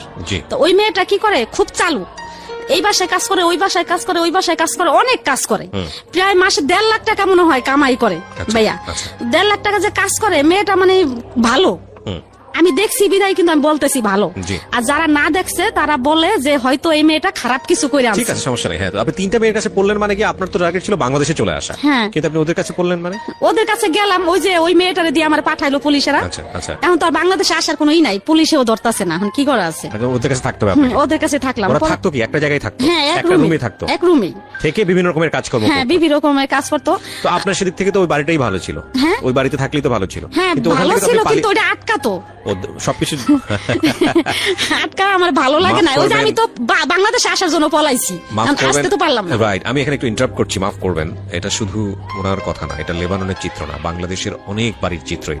এটা আসলে এই জায়গাটা নিয়ে আমাদের ভাবার সময় হয়েছে, কারণ আমি নিজেও ভাবি, ধরেন একজন অপরিচিত মানুষ যখন আপনার বাসায় মানে হোমমেড হিসেবে কাজ করছে, তখন ওই মানুষটাকে আপনি বাসার মধ্যে রেখে দরজা জানলা বন্ধ করে রেস্টুরেন্টে যাচ্ছেন খাওয়ার জন্য। আমি সিচুয়েশনটাকে রেস্টুরেন্ট দিয়ে এক্সাম্পল দিলাম, বিষয়টা হয়তো খুব অমানবিক এটা ফিল করার জন্য, বাট অনেক সময় হয়তো খুব জরুরি একটা কাজেও আপনি যাচ্ছেন। এই জরুরি একটা কাজে যাওয়ার সময় আপনি বাসায় যে লোকটাকে রাখছেন সেই লোকটাকে আপনি তালা বন্ধ করে যাচ্ছেন। এখন কথা হচ্ছে যে সলিউশনটা কি? কারণ আপনি একটা জরুরি মিটিং এ যাচ্ছেন, আপনার অফিসের প্রয়োজন, আপনার বাসায় হোমমেড ছাড়া কেউ নাই, তাহলে আপনি কি তাকে অফিসে গাড়িতে করে নিয়ে মিটিং এ নিয়ে যাবেন? এটা তো সম্ভবই না। তো সম্ভব যদি না হয় তাহলে বাসাতে রেখে আসতে হবে। বাসাতে রেখে আসলে তালা বন্ধ না করলে তো উপায় নেই, কারণ আপনার বাসায় যে জিনিসপত্রগুলো আছে সেগুলো চুরি হয়ে যেতে পারে। তাহলে দেখুন, বোথ সাইড থেকে বিষয়টা একটা বড় রকমের সমস্যা, এবং এই সমস্যা আমরা আমাদের এই যে ডিজিটাল প্রযুক্তির যুগে বিভিন্ন রকমের বিভিন্ন কিছু বের করে সমাধান করে দিচ্ছি, কিন্তু আমাদের এই খুব অমানবিক জায়গার সমস্যাগুলো নিয়ে আমাদের একটু ভাবা উচিত। যে ঘন্টার পর ঘন্টা যে মানুষটা বাসায় কাজ করছে, ওই মানুষটা তালাবদ্ধ অবস্থায় বাসার মধ্যে থাকছে, আল্লাহ না করুক কোনো একটা দুর্ঘটনা যদি ঘটে, নির্ঘাত মারা পড়বে। তো এটা তো আমি যতদূর জানি যে এটা আইনত একটা অপরাধ, এটা এইভাবে রাখা যাবে না। কিন্তু এটা একটা সলিউশনটা কি? সলিউশনটা তো আমাদের আসা উচিত, একটা কমফোর্টেবল একটা সলিউশন, এবং এই সলিউশনের জায়গা নিয়ে আমাদের মনে হয় কাজ করা উচিত। যারা আজকের এই অনুষ্ঠানটা শুনছেন, এটা বোথ সাইড প্রবলেম। এটা যিনি মনিব তার জায়গা থেকেও প্রবলেম, যিনি ভৃত্য তার জায়গা থেকেও প্রবলেম। যদিও মনিব ভৃত্য সম্পর্ক জায়গাটা এভাবে এক্সপ্লেনেবল না, কিন্তু এই প্রবলেমটা বোথ সাইড থেকে লাভবান হয় সেই জায়গাটায় আসা উচিত। কারণ অনেক সময় দেখেছি যে অনেকেই আছেন যেটা চান না যে ওনার বাসায় এরকম ভাবে তাকে তালাবদ্ধ করে রেখে বাইরে যেতে হচ্ছে, ঘন্টার পরে ঘন্টা বাইরে স্টে করতে হচ্ছে। এটা অনেক মালিকই চান না, কিন্তু নিরুপায় হয়ে করেন। এই নিরুপায় হন কারণ কোনো অল্টারনেটিভ সলিউশন নাই। আমাদের এই অল্টারনেটিভ সলিউশনের জায়গাটা একটু ভাবা উচিত, এবং আমি মনে করি যে কেউ যদি এই জায়গাটায় কোনো একটা কন্ট্রিবিউশন রাখতে পারেন, একটা বেটার সলিউশন আসতে পারেন, তিনি অসাধারণ একটি কাজ করবেন, অসাধারণ একটা কাজ করবেন। আমি আমার জায়গা থেকে তাকে অগ্রিম সাধুবাদ জানিয়ে রাখছি, এবং আমার জানা নাই যে আসলেও কোনো সলিউশন আছে কিনা। আপনাদের যদি কিছু জানা থাকে আপনারা এসে আমাদের ফেসবুকে লিখতে পারেন। আমার ফেসবুকের ঠিকানা www.facebook.com/kibria.rj। আমি আবারও বলছি www.facebook.com/KEBRIA.RJ। পেজটি RJ কিবরিয়া নামে আছে, ওখানে লাইক দেওয়ার পরে আপনি আমাকে ইনবক্স করতে পারেন। If it is proper solution then আমি নিজে আপনার সঙ্গে কাজ করবো। ওকে, ঠিক আছে। তো তিনটা মহিলার সঙ্গে আপনি থাকেন? তো 3টা মহিলার সাথে আমি থাকলাম। তো এরকম ওই মেয়েটা এরকম ভালো টাকা ইনকাম করে, তারা 6টা বোন মেয়েটারা বাংলাদেশে মানিকগঞ্জ। আচ্ছা, ওই যে চালু ম্যাডামেরা তার ভাষা বুঝতে পারে, এই জন্য তার মার্কেট অনেক। মানে ম্যাডামে গো যেখানে যায় ওইখানে এসে চলে, ভাষার কারণে আলটিমেটলি খুবই মানে ভালো, মেয়েটা খারাপ কিছু না। তো এরকম করতে করতে অনেক মেয়েরা বড় লোকই হয়েছে। তারপরে ওইখানে ওই মেয়েটাই আমার একটা গার্মেন্টসে একটা কাজ ঠিক করে দিছে। গার্মেন্টসে কাজ কি, যেমন বালিশের কাবার, সুপার কাবার, একটা গার্মেন্টসের মতো। ওইখানে আমি যাইতাম আসতাম, প্রতিদিন 15 টাকা পাইতাম। তা 15 টাকা করে দিলে ওই 15 টাকা থেকে আমি 5-7 টাকা প্রায় কথাই বলেই শেষ করতাম। আচ্ছা, কথা বলতাম, সজীব সাগর ওরা কেমন আছে, ওই কামালের কাছে ফোন দিতাম। ওই যতক্ষণ আমি কাজে থাকতাম এতক্ষণই ওই কাজে থেকে আইসেই ওই ফ্যাক্সে ঢুকতাম। ফ্যাক্সে যে কানতাম, এত কানতাম ভাইয়া, ওই লোকের আমার বলতো উপরে যাইতে লেগা, ছাদের উপরে যে কথা বলতে কইতো, মানে ওই বাড়িতে কথা ফোন করে কানতাম। হ্যাঁ, ওই যে কথা বললে কানতাম, ওই কামালের কাছে বাচ্চা জন্য কানতাম, বোনের কাছে ফোন দিতাম। বাচ্চারা ছিল ওই সময় কার কাছে? ওই কামালের কাছেই ছিল। তো কিভাবে বাচ্চাদের কাছে ছেলে মানুষ রান্না বান্না করে থুয়া সে কোথাও যাইতো টাইতো। আর ওরা কি সারাদিন বাড়ি? হ্যাঁ, ওরাই খাওয়া দাওয়া করতো। ও মাই গড। ঢাকাতে থাকতো তখন ওরা? ঢাকাতে থাকতো নাকি? হ্যাঁ, ঢাকাতেই। চিন্তা করে দেখেন অবস্থা। তো তারপর কি করতাম, এরকম ফোন করতাম, অনেক ফোন করতাম, করতে তো একদিন কামালে ফোন দিছি, তখন আমার বিদেশ যাওয়ার 1 মাস বয়স। যে বলতেছি কি আপনি কই? কয় আমি ফরিদপুর যাইতেছি। আমি কই কে? কয় কি আমার বলে পেটে ব্যথা। আমার মা সুস্থ রেখে গেছিলাম আমি, আর আমার মা রাজি ছিল না আমি বিদেশ গেছি। আমার নানি, আমার মা রাজি ছিল না। আর আমি বিদেশ যাওয়ার পরে আমার মায়ের সাথে রাগ খুব, আমার মায়ের সাথে ফোনে কথা বলিনি। কামালে বলতাছে কি আমার বলে পেটে ব্যথা, আমি দেশে যাইতেছি। আমার আম্মা মারা গেছে। লেবাননে কতদিন হচ্ছে আপনার ওই সময়টাতে? তখন 1 মাস। চিন্তা করে দেখুন, 5টা ছেলে মেয়ে রেখে গেছে সে, এবং ওই সময়টাতে তার মা মারা গেল, বাবাও তো নাই। সবকিছু মিলে একটা অদ্ভুত রকমের কষ্টদায়ক জীবন। ওকে, বলেন তারপর। তো ওই আবার গেল নানি মারা, এরপরে আমি ওই কাজ করতেছি তো মানে ওই ছাবরা এরকম একটা এলাকা, পলানো মেয়েরা হাজার হয়ে গেছে, অশৃঙ্খলা। মানে এগুলাতে মানে ওই এলাকায় মানে অনেক মেয়েরা এরকম। তাই এরকম ওই দেশের সরকার আছে না, ওই দেশের সরকার বাংলাদেশের সরকারের সাথে পরামর্শ করে মানে একটা বের করছে, যেন ওই দেশে থেকে এই দেশের সরকারে কিভাবে ওই দেশের ওই মেয়েগুলা আনা যায়। পাসপোর্ট তো নাই। আচ্ছা, পাসপোর্ট ছাড়া তো মারা গেলেও বাংলাদেশে আসা যায় না। আমার সামনে ভাইয়া এক মহিলা মারা গেছে, বাংলাদেশে বার হইতে পারে না। ওরা করে পরে কেমনি ফিটটা পরে ওইখানে আলবাহার একটা সাগর আছে, ওইখানে ফালাই দেয়। চিন্তা করেন অবস্থা। তারপরে কি করলো, পরামর্শ করলো 2 দেশের সরকার মিলা, মানে অনেক মেয়েরা হয়ে গেছে। ওই মেয়েরা করতেছে, পরে যে মেয়েরা আসার অনেক মেয়েরা 5 বছর হয়ে গেছে, 10 বছর হয়ে গেছে অন্য ছেলের সাথে মানে সঙ্গী নিয়ে থাকতেছে। আর আমি তো যাওয়ার পরের থেকে তো শোক একটার পর একটা আছেই। আবার বাচ্চা থুয়ে গেছি, আবার মা মরছে, আবার নানি মরছে। আর আমার ভাইয়া ওরকম কোনো মন মানসিকতা ছিল না। অনেক ছেলেরা আমার অফার করছে ভাইয়া যে ডালিয়া তুমি আমার সাথে থাকো, তোমার $300 টাকা দিম। $100 টাকা ভাইয়া 9,000 টাকা। $300 দিম, $400 দিম, আমার সাথে থাকো, আমার সাথে থাইকা তুমি কাজ করো, তোমার খানার কোনো অভাব হইব না। ভাই আমি অনেক কষ্ট করছি, খানার কান্নাকাটি করছি অনেক, জানেনি তো আমার কি অবস্থা গেছে তখন। এইভাবে কাটাইছি। পরে 3 মাস শেষ, 3 মাসের শেষে পরে ওইখানে $400 টাকা দিয়ে এক জায়গায় নাম দিছি বাংলাদেশে আসার জন্য, ছবি নাম দিছি। দিয়া পরে কি করলাম, ওই বাংলাদেশে আসার করলাম। বাংলাদেশে আইসে বললাম ভাইয়া, ওকে, বাংলাদেশে আসলাম। আইসে পরে বাচ্চা কাচ্চা দেখলাম ভালোই। কতদিন পরে আসলেন? 4 মাস পরে। 4 মাস পরে আসলেন। হ্যাঁ। আচ্ছা, 4 মাস পরে আসলাম, আইসা বাচ্চা কাছে দেখলাম ভালোই। তখন সালাউদ্দিনের সাথে আমার চিনি আগের থেকেই, কিন্তু সালাউদ্দিন আমার নিয়ে নেগেটিভ ভাবতো, কিন্তু আমি ভাবতাম না। মানে পরিচয়টা কিভাবে হয়েছিল ওনার সঙ্গে? পরিচয় আমরা এক জায়গায় ভাড়া থাকতাম। আচ্ছা, ভাড়া থাকতাম। ওই বিদেশ থেকে আমার একদিন পরিচয় হলো আসার পরে। আচ্ছা, আসার পরে আমি খালপার আমার ওইখানে বাজারে গেছি, ও পেয়ারা কিনতে আছে। কয় কি ডালিয়া তুমি আইসো? পরে আমি হরে ভাই আইসি। পরে আমাকে বাসায় গেল, যার পরে আমার নাম্বারটা নিল, নিয়ে পরিচয় আগের থেকেই। তারপর এরকম নাম্বার টাম্বার নিয়ে পরে ওর সাথে কথাবার্তা হইলো। কামাল ওই সময় এরকমই, মানে ওই যে আমি বিদেশ আইছি, কাম কাজ করে না। ওই কামাল কাজে গেছে নাকি, সকালবেলা আমি বের হইতাম, কই গেল খুঁজতে যাইতাম যে দেখি কাজে গেছিনি, যাই দেখতাম জুয়া খেলে। এরকম অনেক মানে এই কামালে পাগলামি করতেছে ভাইয়া, থামে না। না থামনে পরে একবার করলাম, 3,000 টাকা নিয়ে কাজে গেছে, রিক্সা তখন ভ্যান চালায়। 3,000 টাকা নিয়ে কাজে গেছে। এখন রাত্রে আইসে কয় ডালিয়া আমার কাছ থেকে না 3,000 টাকা আলু বাজার সদরঘাট ওইখান থেকে নিয়ে গেছে ছিনতাইকাররা। তা আমি মনে মনে পরে চিন্তা করলাম যে 3,000 টাকা নিচ্ছে, ভ্যান নেয় নাই, টাকা নিলে তো ভ্যানও নিয়ে যাইবো। তা নেয় নাই তো, সে মনে হয় জুয়াই খেলছে। ঠিকই ভাইয়া, জুয়া খেলে হারছে। আচ্ছা, তাই যাই হোক রাত্রে খুব জর্গা করতাম ওর সাথে আমি, জুয়া নিয়ে। তারপরের দিন সকালে আবার জুয়া খেলতে বসে যাই। জুয়া খেলতে বইয়া জিতে আইসে, সারাদিন জুয়া খেলছে, রাত্রে আইসে। পরের দিন সকালে বাজারে যাই 5-7 কেজি একটা মুরগি বড়, ওই একটা মুরগি আনছে মতো আমার ভালো লাগে না। আমার কথা হলো ভাই আমি গোস মাছ না খাইয়া প্রতিদিন আলু ভর্তা ডাল খামো, আমার স্বামী আইনে দিব, আমার বাচ্চা কাছে নিয়ে খামো, কাজের টাকা খামো আমি, কেন সে জুয়া খেলবো? এই জুয়ার টাকা গেলে জিতে সেই কাজটা করেছে। হ্যাঁ, জুয়ার টাকা ভাই আমার একদম ভালো লাগতো না। জুয়া লাগে যিনি আমার সতীন এরকম মনে হইতো, মানে বিষের মতো লাগতো। পরে ওই মুরগি সে আনছে, আইনা নিজে কাটছে, কাইটে কুটে আমার ডালিয়া তুমি রান্না করো, পরে আমি খামো। পরে আমি রান্না বান্না করি না, আমার তো মন খারাপ, কইলে ঝগড়া লেগে যাবো, মারামারি। তারপরে আমি তার সাথে গেলাম, সে বলতেছে ফোন আইছে আমি এক জায়গায় যাই আলু বাজার। পরে আমি গেলাম, যাইতে দেখি কি যে জুয়ার ঘরে যে বইছে। বইয়া এখন আমি যে থাবা দিয়ে হাত ধরছি যে কি ব্যাপার, এখন তো জুয়া খেলতেছেন আপনি যে অস্বীকার জান আমার কাছে আমি জুয়া খেলি না, এটা তো ঠিক আছে, আপনি খেলতেছেন তো জুয়া, মানে সরাসরি ধরছি আমি যাইয়া। হ্যাঁ আমি খেলতেছি। তখন গেলো আমার পিছিয়ে আই পড়লো। তা এরকম করতে ঘরে একটা টিভি ছিল ভাইয়া, এরকম 2 দিন পরপরই বন্ধ রাখতো, 2 দিন পরপরই বন্ধ, টেলিভিশন বন্ধ রাখতো। হ্যাঁ, টিভি বন্ধ রাখতো।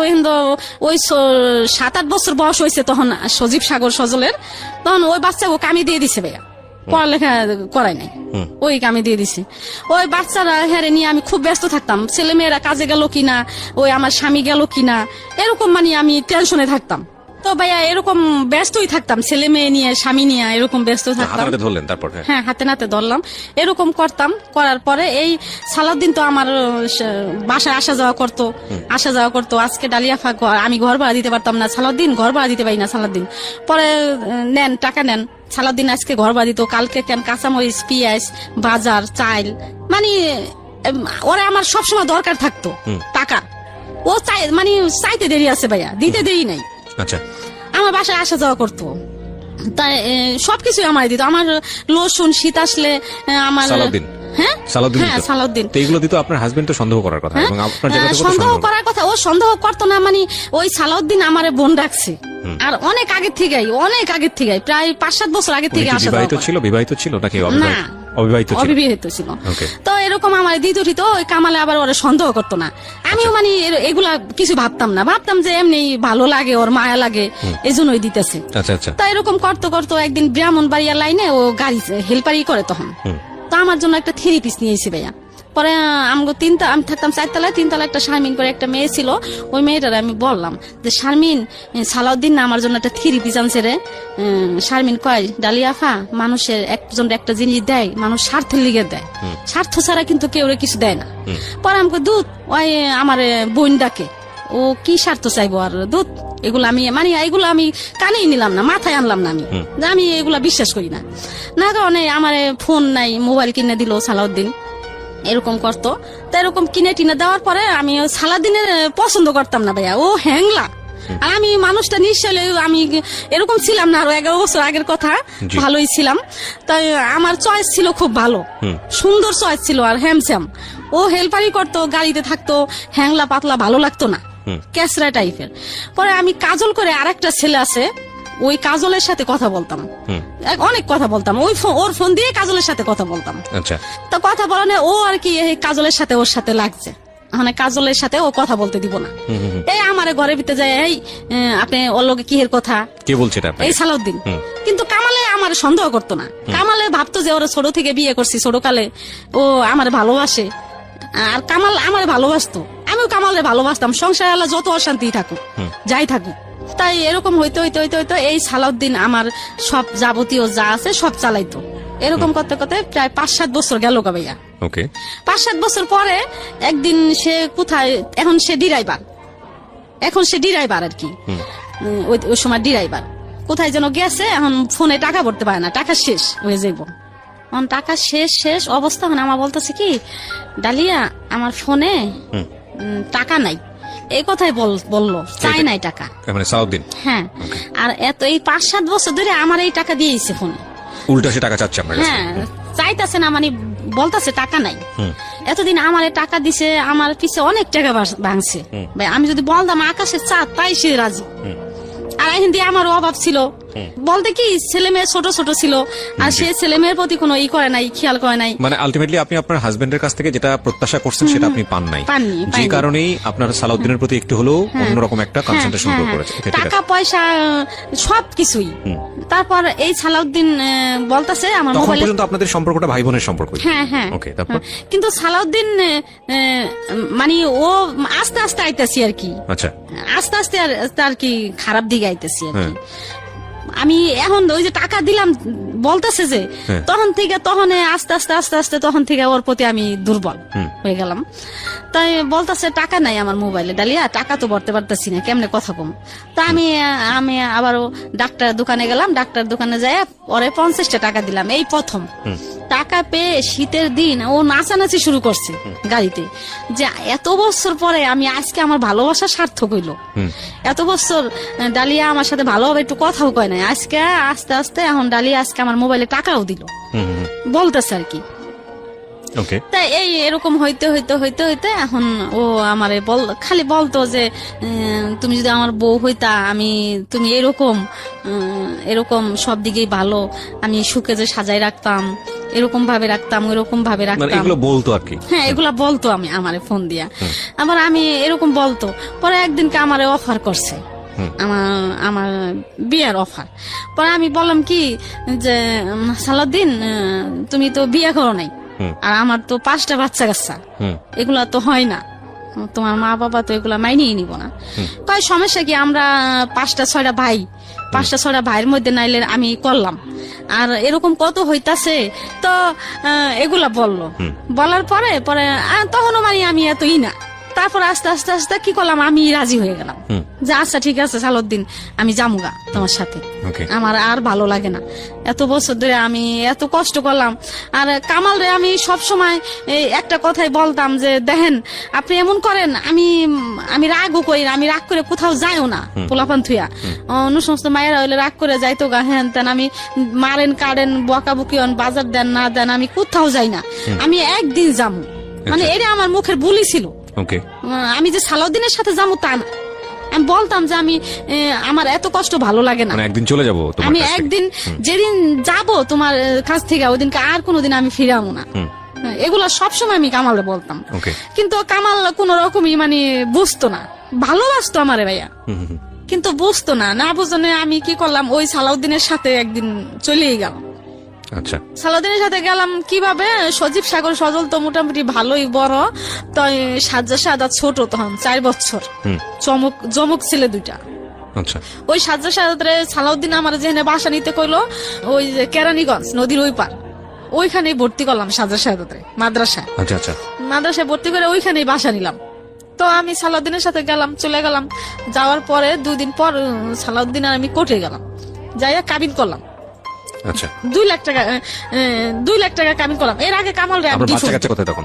কামালের 3 ওখানে? ছেলে কামালের কাছে, আর 2 2 ছেলে আমি ওই মাদ্রাসায় ভর্তি করছি।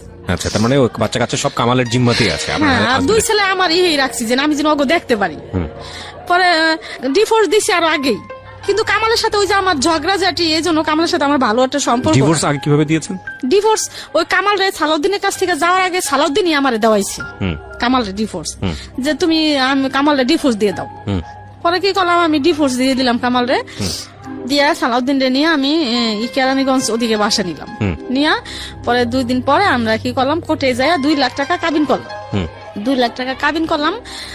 এরপরে কামালে তো আমি যেদিন গেছি ওই দিন থেকে যদি আইয়া দেখছে আমি ঘরে নাই, আচ্ছা। এই পাগল, এই দিন ওই আর কি তার হুশ হইলো, হ্যাঁ কিন্তু এতদিন তার হুশ হয় নাই। আচ্ছা সে ভাবে নাই যে আমি চলে যাম। আমি কামাল পাগলের মতো হয়ে গেছে। সালাউদ্দিন গো বাসায় নিচতলা, আমার গো বাসায় 5 তলা। সালাউদ্দিনের মা বাবা সবাই নিচতলায় থাকে। তাই যাওয়ার মধ্যে আমার বাসায় সালাউদ্দিনই যাইতো, কামাল জানে, আর তো কেউ যাইতো না। ওকে তাই ও সালাউদ্দিনের সাথে আমি কাবিন করলাম। তাই এই হিন্দি আর কি আমার খোঁজাখুঁজি করতেছে কামাল, যে কোথায় গেল, রাগ হয়ে হয়তো কারো বাসায় গেল নি না কি করলো, সে এখনো বুঝে নাই যে আমি সালাউদ্দিনের সাথে গেছি। তখন পর্যন্ত সে মানে বিশ্বাসই করতে পারছে না আপনাকে? বিশ্বাসই করতে পারতেছে না যে আমি সালাউদ্দিনের সাথে চলে যাবো। আর সালাউদ্দিন তো বাড়িতে, আমার ওই জায়গা থুয়ে সালাউদ্দিন বাড়িতে আশেপাশে ঘুরতো, যেন না বুঝতে পারে কেউ, কামালে যেন না বুঝতে পারে। তো তারপরের দিন কামাল সালাউদ্দিন রে এক গলির মধ্যে নিয়ে ওর পায়ে পর্যন্ত ধরছে সালাউদ্দিন, যে সালাউদ্দিন ডালিয়া কই আছে তুই কইতে পারবি, তুই আমার বাসায় যাইতে আইতি, তোর সাথে পুনর করতো, সারাদিন কথাবার্তা কইতো, তুই কত ডালিয়া কই আছে। পরে সালাউদ্দিন কয় ভাই আমি তো জানি না ডালিয়া কই আছে। পরে এমন করতে করতে সে দেশের থেকে দেখেন কামাল এখন পাগল, দেশের থেকে ফকির আনছে, ফকির আইনে আমারে আনবো আর কি তাবিজ কইরা, দেশের থেকে ভালো টাকা দিয়ে ফকির আনছে আইনা। এখন ফকিরে বলে দিছে যে ওদিকে আছে। পরে কি করলো কামালে, ওদিক থেকে আমারে বাইর করলো। কোথায় ছিলেন? ওই কেরানীগঞ্জ, ওদিক থেকে কেমনে খোঁজ নিয়ে আমার বাইর করলো। কেরানীগঞ্জে কতক্ষণ আপনি এবং তখন ততদিনই কি জানতে পারছে যে আপনি সালাউদ্দিনকে বিয়ে করে ফেলছেন? হ্যাঁ, পরে জানতে পারছে। না, কি বের করার আগে জানছে না বের করার পরে জানছে? বাইর করার আগেই জানছে। কিভাবে জানছে জানছে? কেমনে, সালাউদ্দিনের সাথে আমি দেশে গেছি একবার, দেশে গেছি। এখন সালাউদ্দিন বলতেছে কি ডালি আমি তোমার বাসায় যাম, বাড়িটা আমার বোনের বাড়িতে গেছি। পরে হাসিনা আমার বোন মাদ্রাসা, এখন আমার বোনে বলতেছে কি মাদ্রাসার ভিতরে বাসা, কয় কি যে এক নিজের রক্তের আত্মীয় স্বজন ছাড়া আর কেউ নেওয়া যাবো না। পরে আমি কই কি না, সালাউদ্দিনটা আনতে হইব, সালাউদ্দিনটা আমি আনবই, আর যদি না আনতে দেয় তাহলে আমি আর কোনোদিন আনব না। তা আমার বোনেরা আবার আমার খুব ভালোবাসে, খুব। আমি আবার তেরা, এই জন্য আমার বোনেরা অনেক ভালোবাসে আমার। আমি খাই না খাই আমার বোনে করে। তারপরে আমার সালাউদ্দিন গেল দেশে, যাইয়া একদিন থাকলো, থাইকা তারপরের দিন আবার আইসে পড়লো, আমার নিয়ে ঢাকাইছে। ঢাকাইছে। এখন আমার বোনের ফোন দিছে কামালে, হাসিনা ডালিয়া কই গেল রে, কি আসায় বিষয়, ডালিয়া কি কারোর সাথে কথা টথা বলে, জানোস কয় কি ডালিয়া আফায় তো ওই যে সালাউদ্দিন কার নাম, হ্যাঁ লগে তো আইছিল আমাকে বাড়ি। তখনই মোটামুটি নিশ্চিত হয়ে গেছে যে আপনি সালাউদ্দিনের সাথে কাজ করতে পারছেন। হ্যাঁ, সালাউদ্দিনের তো আইছে আমাকে বাসায় একদিন, আমরা ই করবো না, তারপর আইছে আয়া আফারে তো হে লগে করে নিয়ে গেছে। তখনই মানে বুঝতে পারছে যে সালাউদ্দিনের সাথে আমি গেছি। এই আর কি খুব মানে এলাকাটা সুদ্ধা গরম হয়ে গেল আর কি। আর সে বুঝতে পারে না যে আমি জামুগা এরকম কাজ করবো। তাই এরকম করতে করতে করতে করতে তারপরে কি করলো, এই যে সালাউদ্দিনের সাথে মানে আস্তে আস্তে আস্তে আস্তে বছর 1.5 বছর গেল, তারপরে এলাকা নীরব হয়ে গেল আস্তে আস্তে। তখন কামাল আপনাকে খুঁজে বের করলো, তখন তারপরে কি হলো? খুঁজে বের করলে কি হয়েছে, বের করলে আমার করে নাই, রাখে নাই, বাইর করছে ঠিকই, কিন্তু আমার আপনার সঙ্গে কথোপকথন হলো না? আপনার সঙ্গে কথা হয়েছে, কিন্তু আমি বলছি আমি আর থাকুম না তোমার কাছে। আচ্ছা, তো বাচ্চা কাচ্চা তোমার কাছে থাকুম না, আমি তোর কাছে গেছি গা, আমি তো এতদিন এতটা বছর আমি সহ্য করছি, আমি তো আপনার কইছি যে আমি গেলে একদিনই যাবো, আপনি এত ই করছেন, তাহলে এখন কিল্লি গা এমন করতেছেন, আমি তো ওর লোকে গেছি গা, সমস্যা কি? পরে এরকম করতে করতে পরে ঠিক আমি ওর কাছে থাকলামই না, না থাইকা সালাউদ্দিন আর আমি বাসা নিলাম, নিয়ে থাকলাম। বাচ্চা কাচ্চার কথা তখন মনে পড়তো না? বাচ্চা কাচ্চা তো ওর কাছেই ছিল, মানে আপনার তার কামালের কাছেই। কাছে ছিল। তো তখন মানে আবার ওই কামাল এলাকা ছেড়ে অন্যদিকে অন্য এলাকায় গেছে, চলে গেছে। অন্য এলাকায় গেছে গা। আচ্ছা। আমি আবার ওই কেরানীগঞ্জ থেকে ওই এলাকায় আইছি, হুম। এলাকায় আইয়া বাসা নিছি। এখন আমার ছেলেরা, আমার বড় ছেলে, মেজো ছেলে, সেজো ছেলে এখন ওই কামালের কাছে যায় না, আমার কাছে থাকবো। হুম। ওর চলে কাছে আসছে, হ্যাঁ। ওর কাছে যায় না, আচ্ছা। ও বাপের কাছে যায় না। ওই যে বাপে কামে কাজে দিয়ে দিছে, এরকম করছে। এখন আমার ছেলেরা তো দেখছে কম বেশি আমার ব্যাপারটা। তো ছেলেরা আমার কাছে আইসে বললো, আসছে মতো আমার মেজো ছেলেরা একদিনকে আমার মেজো ছেলেরা আবার করা বেশি, তখন মনে হয় 10-11 বছর আমার মেজো ছেলের ভাত দিয়ে বলতাছি যে সাগর, আমি সালাউদ্দিনের লেগে গেছি তাই কি হয়েছে, আমি কামালরে ছাইড়া দিছি, আমি সালাউদ্দিনকেও ছাইড়া দিন। তো করে যদি সালাউদ্দিন না পছন্দ করে, আমি তো করে চাই, আমি সালাউদ্দিনেরও আমার দরকার নেই, আমি তো নিয়ে থাকুম, আমি যাই করছি আমি তো বাই করে নিয়ে থাকুম, আমি তো করে হালাম না। সালাউদ্দিন যেদিন কইবো যে ওগরে ঘরে জায়গা দেশকে, আমি সালাউদ্দিনরে ছাইড়া দিম, আমি তো করে ছাড়ুম না। তাই কইয়া বুঝাই টুজাই আমার ছেলেরা সবই আমার কাছে থাকলো, থাইকে ছেলেরা কাজ কাম করে। সালাউদ্দিন কোন রকম আর কি আসে, কোন রকম কোনোদিন টাকা কিছু দেয়, কোনোদিন দেয় না, এই অবস্থায় মানে। এখন মানে ওই যে বিয়ের আগ পর্যন্তই আমার ভালোবাসছে, এখন বিয়ে করছে, একজনের কাছ থেকে আনছে, এখন মানে সে হাল ছাইড়ে দিতেছে আস্তে আস্তে, এখন আর তার দরকার নাই আমার। তো এরকম করতে করতে যে যায় বাসা নিয়ে, সালাউদ্দিন আমার পিছু আর ছাড়ে না। আচ্ছা। 10 দিন পরে যাক আর 15 দিন পরে যাক আর 1 মাস পরে যাক, সে আমার কাছে যাই সালাউদ্দিন। আমার বাজার দেখ আর না দেখ, টাকা পয়সা দেখ আর না দেখ, এমনি আমার ওই সজীব সাগর সজল ছোট মানুষ 3 জনের কাজ করে আমার টাকা দেয়, টাকা দিয়া ওগুলা দিয়ে টুকটাক চালায়। সাজারে মাদ্রাসায় পড়াই, মাদ্রাসায় ভর্তি করছে আমার জমজ 2 ছেলেরে। আচ্ছা। আমার ইচ্ছা যে আমার সাজারে হাফেজ মাওলানা বানাম, এই আশা আমার। তো আমি ওগরে মাদ্রাসায় ভর্তি করছি, ভর্তি করে ওরা আমার টাকা পয়সা দেয়, সালাউদ্দিন ও টুকটাক কোন রকম দেয় আর কি। কোন রকম কি মানে তার একটা আছে না যে আমি বিয়ে করছি, আমার এত টাকা দিতে হইব মাসে, আমি যেহেতু ওরা একজনের কাছ থেকে আনছি, আমার এত টাকা দিতে হইব, আমার ওরে দিতেই হইব, এগুলা তার মানে মাথায় নাই। আচ্ছা। তার মাথায় যে আমি পারলে দিলাম, না পারলে না দিলাম, গেলে গেলাম, না গেলে না গেলাম, এই আর কি আমার কষ্ট। আমার সন্তান টন্তান নিয়ে আমি থাকতেছি 7-8 বছর গেল। যাওয়ার পরে আমি চিন্তা করলাম যে সালাউদ্দিন তো আমার পিছু ছাড়ে না, যেমনই হোক আমার পিছে রয়েছে, আর আমি কামালরে যেহেতু ছাইরে আইছি, তাই আমার একটা স্বামীর দরকার আছে, স্বামী থাকলে মানুষে কিন্তু একটা বাড়িতে গেলে ঘর ভাড়া দেয় না ভাইয়া স্বামী ছাড়া। আর আমার ছোট ছোট বাচ্চা কাছে না, পরে কি করলাম, এই চিন্তা ভাবনা করে আমি এই হাবিব রে নিলাম। এই হাবিব আমি উনিছি, আর আল্লাহ দিছে, দেওয়ার মালিক আল্লাহ। তো এই হাবিব পেটে আসলো আর কি 8 বছর পরে। মানে যে বাচ্চাটাকে আপনি আজকে নিয়ে হ্যাঁ। আসছেন 8 বছর পরে বলতে কি মানে সালাউদ্দিনের সাথে সংসার, সালাউদ্দিনের সাথে সংসার করছেন 8 বছর, তারপরে বাচ্চা কাচ্চা। এই 8 বছর আমি একটু জানতে চাই, 8 বছর কি হলো, মানে আপনার সালাউদ্দিনের সাথে কোনো সমস্যা হয়নি? সে আপনার বাচ্চা কাচ্চা সহ মেনে নিয়েছে? মেনে নিছে, কিন্তু আমার বাচ্চা কাচ্চারা খারাপ জানতো না। কি লিগে খারাপ জানতো না, আমার বিয়ের আগে আমার বাচ্চা কাচ্চার খুব ভালোবাসতো সে, কিন্তু বিয়ের পরে মনে হইলো কি সালাউদ্দিন আমার বাচ্চা কাচ্চা মানে তার একটা দেওয়াল হয়ে গেল, মানে কেমন যে না বাচ্চাগুলোর সাথে ঠিক মতো কথা বলতো না। আর যেমন বিয়ের আগে আমার সজীব সাগর বলতো, মামা আমার 10 টাকা দেন, আমার 5 টাকা দেন, গেলে গলা ধরতো, মামারে ভালোবাসতো, আমার টাকা দেন, মুড়ি খামু, হ্যান খামু, তেন খামু, ঝাল মুড়ি খাম। কিন্তু তখন আর আমার ছেলেরা কেউ ওই সালাউদ্দিনের সাথে আর কথা বলে না, আর সালাউদ্দিনও আমার ছেলেকে বেশি ভালোবাসে না। ওই সাজ্জাদ শাহাদাতের 2 সামনে পড়লে কথা কয়, না পড়লে নাই। তাই এর মধ্যে এই বাচ্চা না আমার পেটে আসলো, আসার পরে বাচ্চাটা পেটে আসলো, তখন ওর চাকরি নাই, সাসপেন্ড করলো। সাসপেন্ড করার পরে এখন সালাউদ্দিনের চাকরি নেই, চাকরি নাই। আমি টুকটাক ব্যাগের কাজ করতাম, সজীব সাগর সজল টাকা দিত, এই দিয়েই আমি চলতাম, ঘর ভাড়া দিতাম, আমরা খাইতাম, আবার সাজার মাদ্রাসার বেতনও চালাইতাম।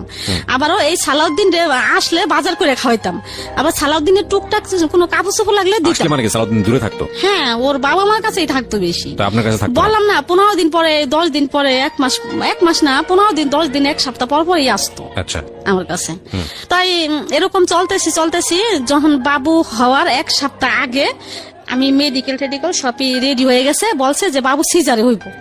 তাই এখন ভর্তি হমু, এখন সালাউদ্দিন বলতেছি কি, সালাউদ্দিন এখন তো আমার মা ভর্তি হইতে হইব মেডিকেল, এখন কি করবো?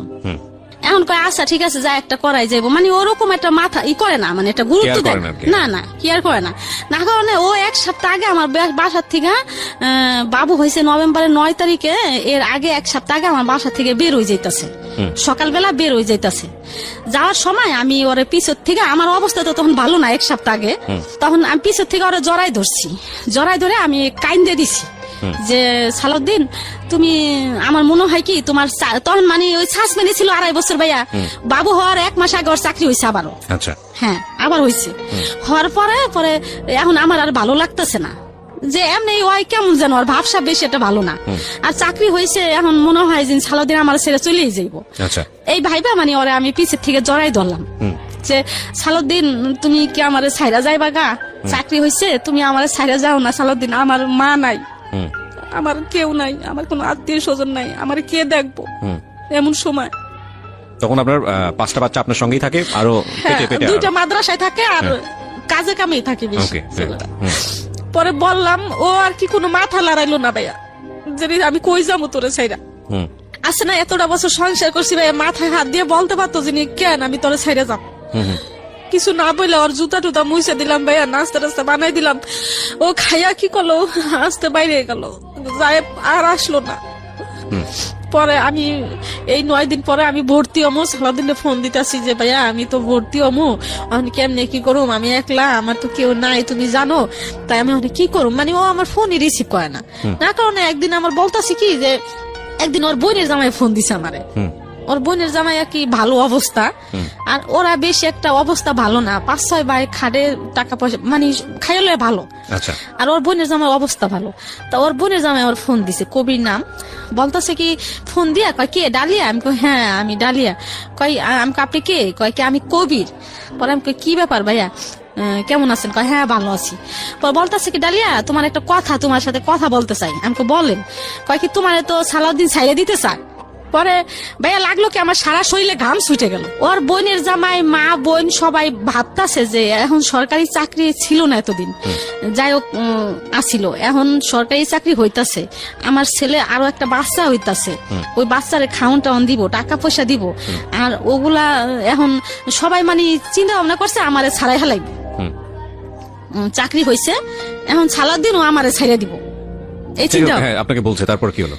ওর বোনের জামা হাতে পাই ধরে বলছে যে ভাইয়া আমার টাকা পয়সা দিয়ে ডালিয়ারে ছাড়ান, আমি মাসে মাসে বেতন পাই যে 18,000 টাকা বেতন পাবো, এগুলো আপনারা মাসে মাসে আপনি নিয়ে যান, আর গাড়ি যে চালামো এই টাকায় সংসার চলবো, মা বাপের দিন। এগুলা বলছে ওর বোনের জামাই। কি করলো আমার ফোন দিয়ে বলতেছে কি সালাউদ্দিন তো তোমার ছাইড়ে দিতে চাই। পরে আমি কই কি ছাইড়ে দিতে চাই, এতটা বছর গেল এখন ছাইড়ে দিতে চাই, বাবু হইব এখন এই সময় ছাইড়ে দিতে চাইবো কি কিনলিগা কি, তা তো আমি জানি না, সালাউদ্দিন রাখবো না তোমারে, এরকম এরকম আমরা তোমার টাকা পয়সা দিয়ে ছাইড়ে দিতে চাই। তাই কি করলো এই 9 দিনের ভিতরে আর কোনো খোঁজ খবর নাই, এই কথা আর কি আমার কানে আসলো, ফোন দিল। তখন তো আমার অবস্থা কেমন তা তো জানেনি ভাইয়া, এতটা বছর আমি ওর সাথে থাকলাম যেমনই হোক। তাই এই নভেম্বরের 8 তারিখে আমি মেডিকেলে ভর্তি হইলাম, হাসপাতালে, আমগো বাসার পাশেই হাসপাতালে ভর্তি হয়েছি। এখন আমি এর আগে এক আপারে বলছিলাম ভাত খাওয়ায়, মানুষ খাওয়ায়, এই আপারা মানুষ খাওয়ায় আর কি, 15-20 জন আপারে বললাম কি আপা, পাশের বাড়িরই আপা, আমি যদি মেডিকেলে ভর্তি হই, আপনি তো জানেনই আপা আমার কেউই নাই, যদি আমার আপনার লাগে আপা তাহলে কি আপনি যাইবেন? কয় কে আমি যাবো না কে, তুই আমার ফোন দিস দেখিস আমি যাবো। পরে আমি ভর্তি হইলাম 8 তারিখে নভেম্বরের, 9 তারিখে সকালবেলা ভাইয়া আমার সিজার করবো। এখন ওই আপায় সকালবেলা বাজারে গেছে, আরো দেখেছে, এর মধ্যে আমার শরীর মানুষ চাই ভাইয়া। পরে শরীর মানুষ চায়, এখন আমি শরীর মানুষ পাম কই, আমার স্বামীরে চায়। এখন আমি ওর আব্বুরে ফোন দিলাম সালাউদ্দিন রে, যে ভাইয়া তুমি কই, অন্য নাম্বার দিয়া। পরে কয় কি আমি তো বাসায়।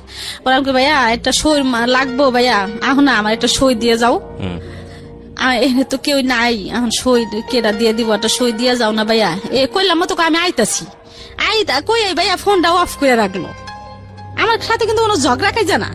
আচ্ছা, ফোনটা অফ করে রাখলো ভাইয়া, আর আমার আইলো না সই দিতে। তাই ওই আপাটাই আসলো, আইসা ওই আপায় সই দিল, আমার সই নিল, নিয়ে আমার কি করলো সিজারের রুমে ঢুকাইলো। এখন ঢুকাইছে মতো ভাইয়া আমার অবস্থা অনেক খারাপ। কেন খারাপ? সাজা সাদাত মাদ্রাসায় সজীব সাগরে আমি বইলে আসিনি, সালাউদ্দিন এত ভালোবাসলাম, একজন থুয়ে সালাউদ্দিনের কাছে আসলাম, সালাউদ্দিনের সাথে এতদিন এত কিছু হইলো, কোথায় গেল আজকে সেই ভালোবাসা? আমারে সালাউদ্দিন একটা সই দিতে আসলো না। আর আমি যদি মইরা যাই তাহলে আমার সাজ্জাদ কই যাইবো, সজীব সাগর সজল কই যাইবো, এগুলা নানান চিন্তা ভাবনা ভাই আমার এখন আমার নাই, আমি ঠিক নাই। না ঠিক থাকো না, আমার পিঠে সুই দিছে অপস্করণের সিজার করব, 2 বার দিছে সুই, তারপর আমার অপস হয় না। না এখন মানে আমার আমি বলতেছি কি আমারে ছাইড়া দেন আপনারা, আমি যামুগা, আমার ছাইড়া দেন, আমি যামগা, আমি সাজ্জাদের কাছে যাম বলতেছি। বাচ্চা হইলো ভাইয়া, তাই আমি অসুস্থ, সকাল 9টা বাজে সিজার হয়েছে, রাত 12টা বাজে আমার হুশ হয়েছে। হুশ হয়ে তারপরে যাই হোক মেডিকেলে যেইভাবে হোক কাটলো দিন, কাইটা 4 দিন পর বাসায় গেলাম।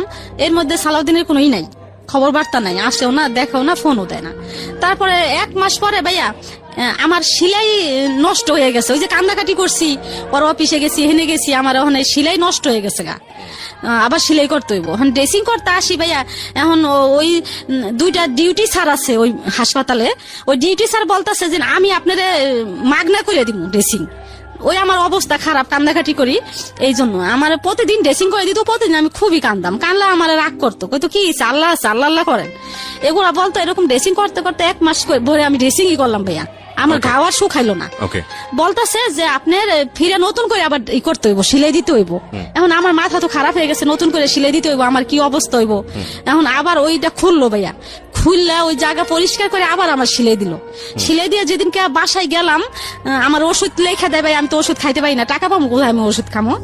তা বাসায় গেলাম, মনে হয় কি জানি শিং মাছের মতো আমার কাতাই, শিং মাছে যেমন কাতা দিলে ভাইয়া যেমন করে, ঠিক আমার সিলাইটা এরকমই করতেছে, এরকম কষ্ট হইতেছে আমার। এর মধ্যে ও ফোন দিছে ভাইয়া 1 মাস পরে। ও ভাবছে যে 1 মাসে তো ঘাওটাও শুকাইছে, হয়তো ডালিয়ার কাছে গেলে আমার জায়গা দিব ডালিয়া, বুঝতে পারছি। আর ভাইয়া ওই দিনই আমার ডিভোর্স দিছে ভাইয়া, ওই 1 মাস পরে, বাবু আর 1 মাস পরে। আমার বাচ্চা দেখেও নাই না, ডিভোর্স যেদিনকে দিছে ভাইয়া ওই দিনই আমার ফোন দিছে। দেখেন ভাইয়া, ওই দিন আমার ফোন দিয়া বলতাছে কি ফোন দিছে, আমি কই এতদিন পরে সালাউদ্দিন আমার ফোন দিল, ফোন আমি রিসিভ করলাম ভাইয়া। আমার রাগের কিছু নাই এখানে, কারণ যে বুঝে না তার সাথে রাগ করে কিলাম। পরে আমি আর রাগ করলাম না, ফোনটা রিসিভ করলাম। রিসিভ করে আমি বলতাছি কি ব্যাপার সালাউদ্দিন, তুমি এতদিন পরে ফোন দিছো, কয় কেমন আছো? পরে আমি হ্যাঁ ভালোই আছি। এমদা কিন্তু আমার নতুন করে আবার সিলাই দিলাম। পরে কয় কি ডালি আমি তো বাসায় আসতে চাই। পরে আমি তুমি আসো ভাই, আমার কথা হলো কি ও আসুক, ও আইসা আমার বাবুরারে দেখুক, দেখলে হয়তো মায়া লাগতে পারে, ঠিক আছে ভাইয়া। কিন্তু ওই দিন আমার ডিভোর্সই দিছে সে। আচ্ছা, তো বাসায় আসলো ভাইয়া, আইসা অনেকদিন হয়ে গেছে আসে না, বুঝেনি তো ছেলে মানুষ। পরে আইসা ভাই আমার সাথে কেমন কেমন যেন করতেছে দেখেন। পরে আমি আর ওর সাথে রাগ দেখাই না, আমি কার সাথে রাগ দেখাবো, রাগ টাগ দেখাই না, কোনো অভিমান টভিমান করি না, রাগ টাগ দেখাই না। আমার সাথে ভাইয়া কেমন যেন করতেছে, ঢং কেমন করে, আমার তো হিন্দি খবর হয়ে যাইতেছে। পরে আমি আবারও বলতেছি সালাউদ্দিন, এক কথায় বললাম সালাউদ্দিন তুমি জানো সালাউদ্দিন 1 মাস আমি এই আমার সিলের জায়গায় ড্রেসিং করছি, আমার নষ্ট ডিভোর্স দিয়েছে আপনাকে সেদিন, তাহলে তারপরে আবার সে আপনার কাছে আসছে কিভাবে? হ্যাঁ কেন গেল, ওই যে অনেকদিন ধরে যায় না আমার বাসায়। আপনাকে ডিভোর্স জানিয়ে দিয়ে তারপরে গেছে আপনার কাছে? না, ডিভোর্স দিয়ে জানাই নাই। ও আপনাকে দিয়েছে ঠিকই, কিন্তু আপনাকে জানাই নাই? না জানাই নাই, গেছে আর কি ওর স্বার্থের জন্য গেছে। ঠিক আছে, তারপর? হ্যাঁ, তাই আমার আমি বলতেছি কি সালাউদ্দিন তুমি যে এরকম করতেছো, সালাউদ্দিন এরকম রং ঢং করতেছো, দেখছো সালাউদ্দিন এই যে আমার বেন্ডিশ আজকে নতুন করে আবার কইরে আনছি, এই যে দেখো, এই দেখা ও আর আমার মানে দুষ্টামি করতেছে না আমার সাথে, না করে এখন আমার কানে কানে বলতেছে দেখেন ভাইয়া কেমন, ডালিয়া কোর্টের থেকে কাগজ এলে তুমি সই দিয়ে দিও। পরে আমার মাথা গেছে খারাপ হইয়া, কিরে আমি কাগজ আনলে আমি সই দিয়ে দিব।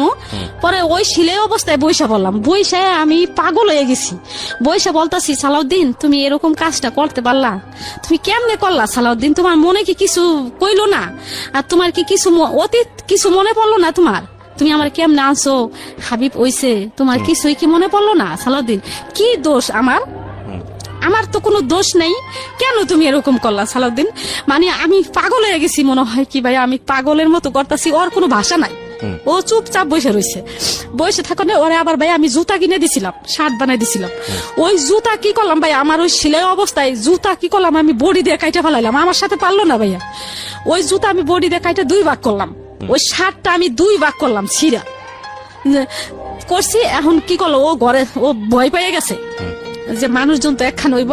পরে আসতে কি করলো, বের হয়ে গেছে, বের হয়ে হয়তো কোনো বন্ধু বান্ধবের কাছে গেছে। তারপরে আমি ওর অফিসে আসা যাওয়া করতাম ভাইয়া, এর মধ্যে ওর ডিপু যেখানে গাড়ি চালায় ম্যানেজার, ওই ম্যানেজারের কাছে আসা যাওয়া করতাম। পরে এই হাবিব রে দেখা ওরা সবাই মানে আমার লিগে খুব মায়া করতো অফিসে। পরে ম্যানেজার ওরে ডাকছে যে তোর বোর কি দোষ, মানে একটা তো দোষ দিতে হইব, তোর বোর চরিত্র খারাপ না কারণ নিয়ে কোনো খারাপ কিছু দেখছিস? কয় না, কয় কিছু না। কয় তো কি খারাপ? কয় কি আমি যা টাকা পয়সা দিই তার ওর হয় না।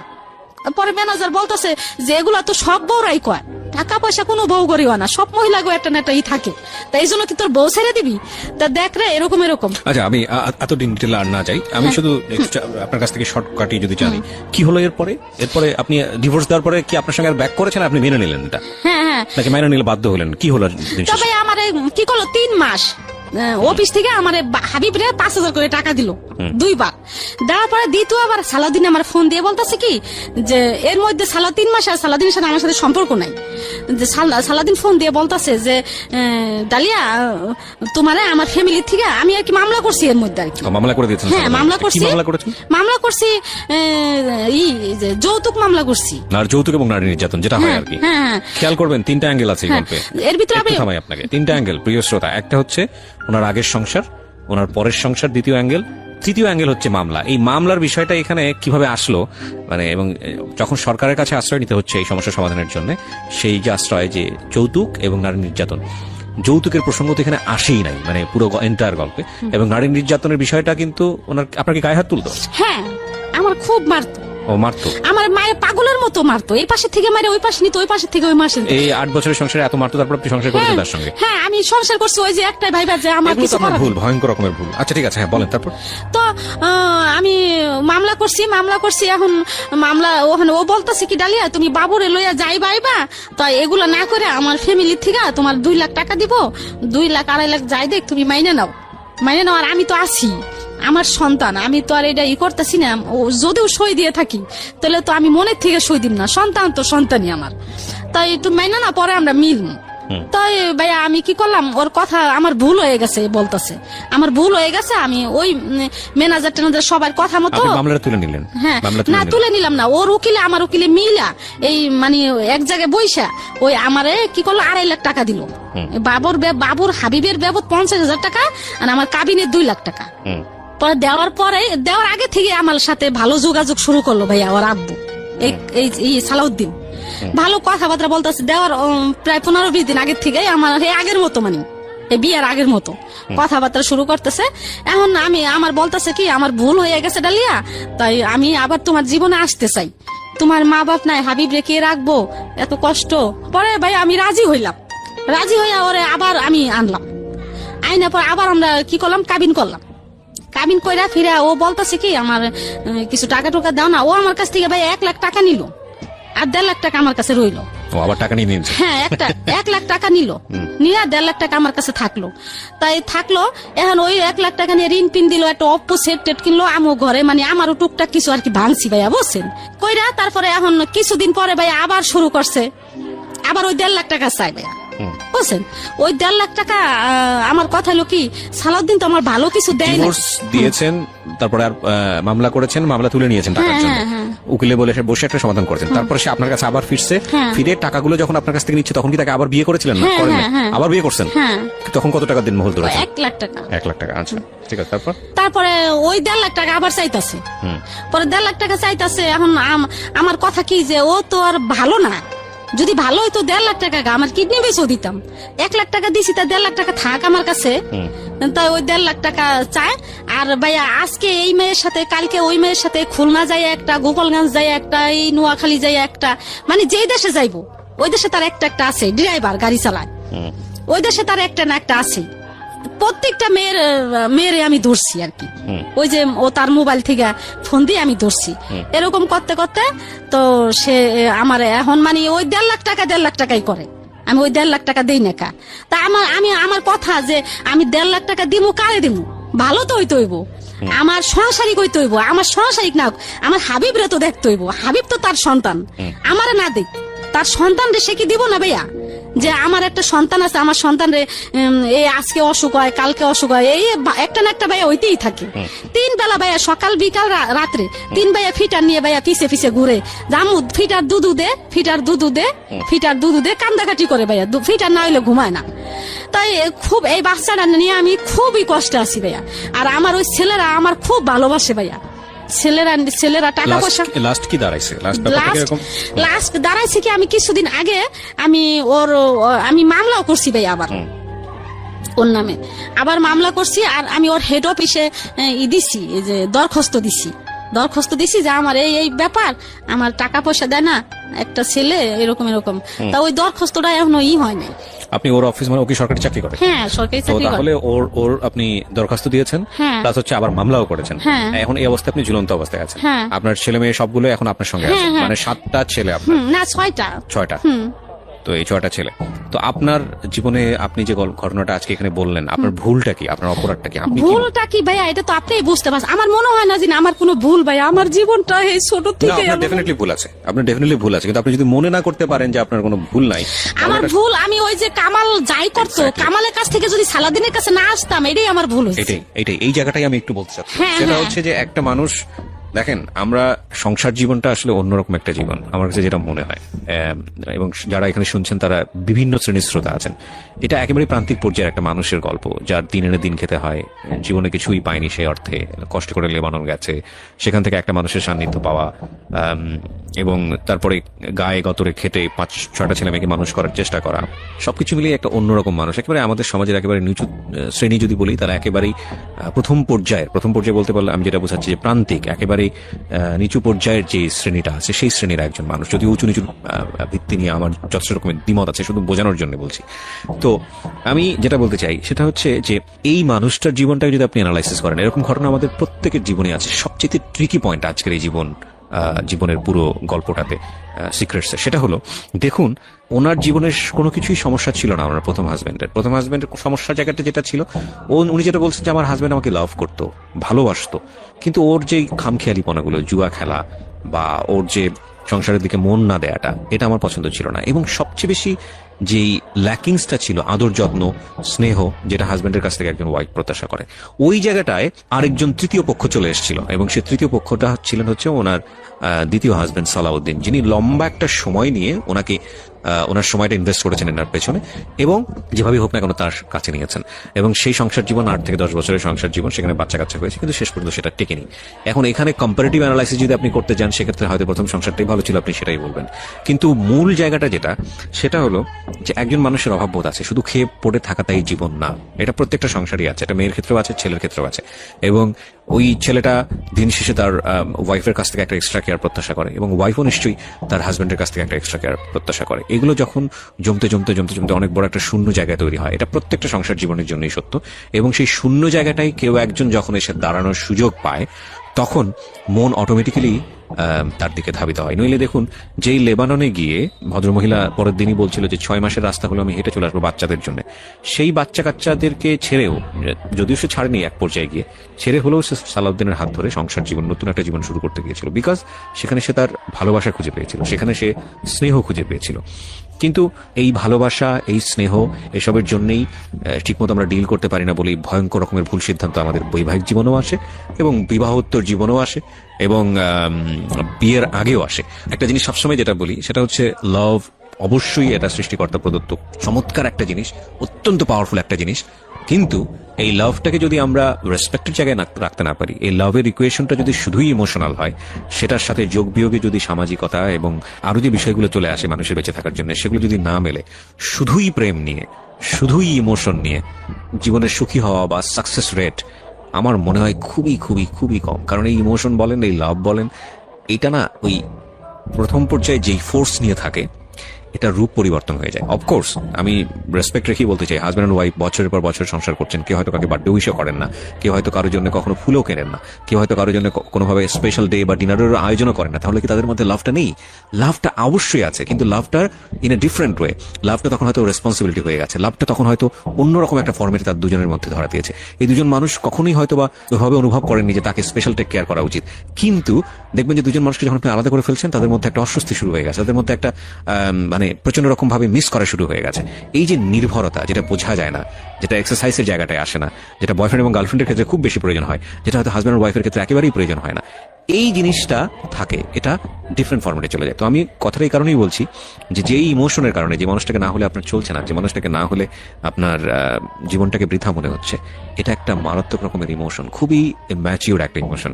কজ এই ইমোশনটা পরবর্তীতে অন্যদিকে টার্ন নেয়, এবং সেই টার্নিং পয়েন্টে গিয়ে ওই মানুষটার সঙ্গে আদৌ থাকা সম্ভব কিনা, সামাজিকতা কি বলে, এবং আপনার জায়গা থেকে লজিক কি বলে। যদিও আমরা যখন জানি যে ইমোশন যখন চলে আসে তখন লজিকটা অনেক বেশি বন্ধ হয়ে যায়। তো এই চিন্তাটা করাটা খুব জরুরি, নইলে 8 বছর পরেই হোক, 5 বছর পরে হোক, 7 বছর পরে হোক, 10 বছর পরেই হোক, জীবনে একটা ভয়ঙ্কর রকমের সময়ের মুখোমুখি হয়ে যায় অনেকেই, যেমনটা হয়েছেন আজকে আমাদের আজকের অতিথি। আমি যে কথাগুলো আপনাকে বললাম সে কথাগুলো সবার জীবনে সত্য, আমার জীবনও সত্য। বিষয়টা আসলে এরকম না যে আমি আপনাকে জ্ঞান দিচ্ছি, এই কথাগুলো আপনিও জানেন, কিন্তু প্র্যাকটিসের জায়গাটায় অনেক সময় আমরা ভুল করে ফেলি। তো যেই ভুলটাই হোক না কেন, একটা যেটা হচ্ছে ভুল হয়ে গেছে, সুতরাং ওখান থেকে বের হয়ে আসতে হবে, because you are still breathing, আপনি এখনো নিঃশ্বাস নিচ্ছেন, তার মানে আপনার এখনো পসিবিলিটি আছে ভালো কিছু করার। আর যারা করছেন বা করতে যাচ্ছেন তাদের জন্য আমাদের এই সিক্রেটস। শুধু এতটুকুই বলার আছে, বৈবাহিক সম্পর্ক বা কোনো একটা মানুষের সঙ্গে থাকার যে বিষয়টা, সেই সিদ্ধান্তটা কখনোই একার সিদ্ধান্ত হওয়া উচিত নয়। যদি আপনি সোসাইটিতে বিলং করেন, যদি আপনি পরিবারে বিলং করতে চান, এবং সেই একার সিদ্ধান্তের জায়গাটা জীবনে ভয়ানক রকমের খেসারত নিয়ে আসে। আপনি যদি সেই খেসারতটা না নিতে পারেন, আপনি যদি তৈরি না হন, তাহলে আমার মনে হয় এই ধরনের রিস্ক না নেওয়াটাই বেটার। এবং ইমোশনালি আপনি আসলেও রেডি কিনা একজন মানুষকে নিয়ে এত বড় রিস্ক নেওয়ার জন্য, সেজন্য যদি আপনি বুঝতে না পারেন তাহলে সময় নেওয়াটা বেটার। সবাই অনেক অনেক ভালো থাকুন, শুভরাত্রি। হিমেল রেগে গজগজ করে বলল। কাজটা তুই ভালো করলি না ত্রিবু। ত্রিবুকে শাসিয়ে দ্রুত পায়ে বাড়ি থেকে চলে গেল হিমেল। রাগে তার সারা শরীর জ্বলছে। ত্রিবু ওর যাওয়ার পানে তাকিয়ে তাচ্ছিলের হাসি দিল। তবে সে নিজেও অবাক হচ্ছে, হুট করে এত সাহস সে পেল কোথায়? তাহলে কি সত্যিই তার মধ্যকার প্রতিবাদী ত্রিবু জেগে উঠেছে? পরের দিন। শ্রাবণ, তোমার সাথে আমার কথা আছে। কলেজের পাশের টং দোকানের সামনে দাঁড়িয়ে সবেমাত্র সিগারেটটা ধরিয়েছিল শ্রাবণ। মারিয়ার কণ্ঠ শুনে অবাক চাহনিতে মাথা ঘুরিয়ে ওর দিকে তাকালো। মারিয়া ক্রূর দৃষ্টিতে তার সিগারেটের দিকে তাকিয়ে আছে দেখে দ্রুত হাতে সিগারেট ফেলে ব্যাককল মার্কা হাসি দিয়ে আমতা আমতা করে বলল। বলো। মারিয়া এদিক সেদিক তাকিয়ে নিচু স্বরে বলল, এখানে নয়, বাসায় যেতে যেতে বলি। আচ্ছা। শ্রাবণ পকেট থেকে মানি ব্যাগ বের করে সিগারেটের দাম পরিশোধ করে দিল। ততক্ষণে মারিয়ার সামনের দিকে হাঁটা শুরু করেছে। শ্রাবণ দৌড়ে মারিয়ার পাশাপাশি এসে হাঁটতে হাঁটতে জিজ্ঞেস করলো, কি কথা মারিয়া? মারিয়া শান্ত দৃষ্টিতে শ্রাবণের দিকে তাকিয়ে একটা তপ্ত নিঃশ্বাস ছাড়ল। তারপর মৃদু গলায় বলল, আমাদের সম্পর্কের কথা কবে বাবাকে বলবে? শ্রাবণ উত্তরে কিছু বলল না, শুধু একটা দীর্ঘশ্বাসের শব্দ এলো। শ্রাবণ মারিয়ার গত 3 বছরের সম্পর্ক, একে অপরকে ভীষণ ভালোবাসে। মারিয়া অনেকবার তার বাবাকে বলতে চেয়েছিল, কিন্তু শ্রাবণ মানা করেছে। সে নিজের পায়ে প্রতিষ্ঠিত হয়ে তবেই মারিয়ার বাবাকে প্রস্তাব দিবে বলে। মারিয়ার সাথে যখন হিমেলের বিয়েটা ফাইনাল হয়ে গেল, তখন শ্রাবণ পুরো পাগল পাগল হয়ে গিয়েছিল। তবে আল্লাহর অশেষ রহমতে বিয়েটা শেষ অবধি ভেঙে গিয়েছে। এতে অবশ্য পুরো অবদান যে মারিয়ার তা কিন্তু নয়। হিমেলের যে ত্রিবুর সাথে সম্পর্ক ছিল তার খোঁজ শ্রাবণ বের করেছে। মারিয়া থেমে শ্রাবণকে বলল, কি হলো, কথা বলছো না যে? আমাকে আর একটু সময় দাও, মারিয়া। আমি চেষ্টা করছি একটা জবের, সেখানে চান্স পেয়ে গেলেই তোমার বাবার কাছে প্রস্তাব নিয়ে যাব।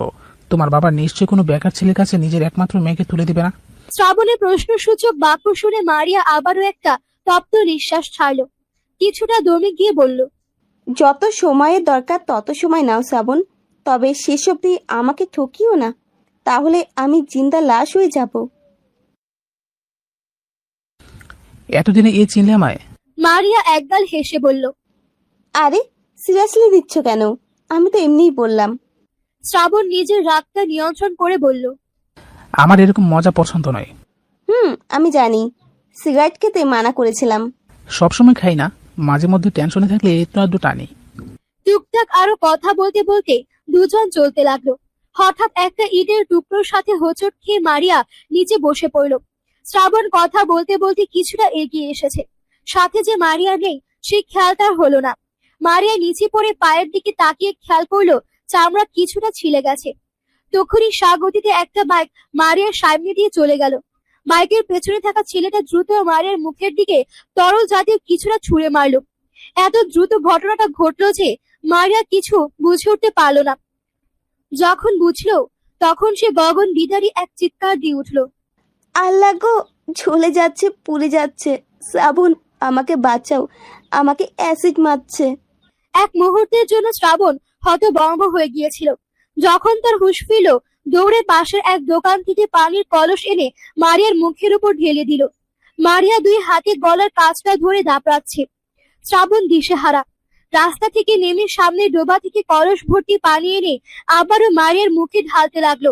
এতক্ষণে অনেক মানুষ জড়ো হয়ে গেছে।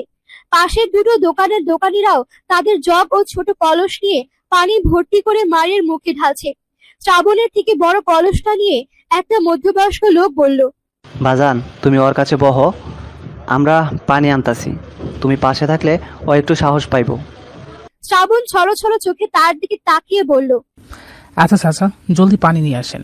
শ্রাবণ নিচে বসে মারিয়ার মাথাটা তার কোলে নিল। মারিয়া এক হাত চেপে ধরে তাতে চুমুক খেয়ে বলল, কিছু হবে না তোমার, আমি তোমার কিচ্ছু হতে দেব না। তোমার শ্রাবণ আছে তোমার সাথে। আমি এতটা কেয়ারলেস কি করে হতে পারলাম? আমি থাকতেও তোমার এত বড় বিপদ হলো। তোমার কিছু হলে আমি নিজেকে মাফ করতে পারবো না। শ্রাবণের চোখ দিয়ে পানি ঝরছে। মারিয়া শক্ত করে ওর হাত ধরে বারবার বলছে, আমার গলার দিকটা জ্বলে যাচ্ছে শ্রাবণ, আমি বোধহয় আর বাঁচবো না। একের পর একজন দ্রুত পানি নিয়ে এসে মারিয়ার মুখ গলার দিকে ঢালছে। অ্যাসিডে দর্শক, আর যে কি বিয়ে টক শো থেকে এই মেয়েটা তার একটা বাস্তব জীবনের গল্প শোনালো। এই গল্পটা আপনাদের কাছে কতটুকু যুক্তিসঙ্গত মনে হলো অবশ্যই কমেন্টে জানাবেন। পাশাপাশি এমন নতুন নতুন গল্প পেতে চ্যানেলটি সাবস্ক্রাইব করে রাখুন, ভিডিওটি ভালো লাইক দিন। আজকে এই পর্যন্তই, পরবর্তী ভিডিও দেখার আমন্ত্রণ রইলো। আসসালামু আলাইকুম।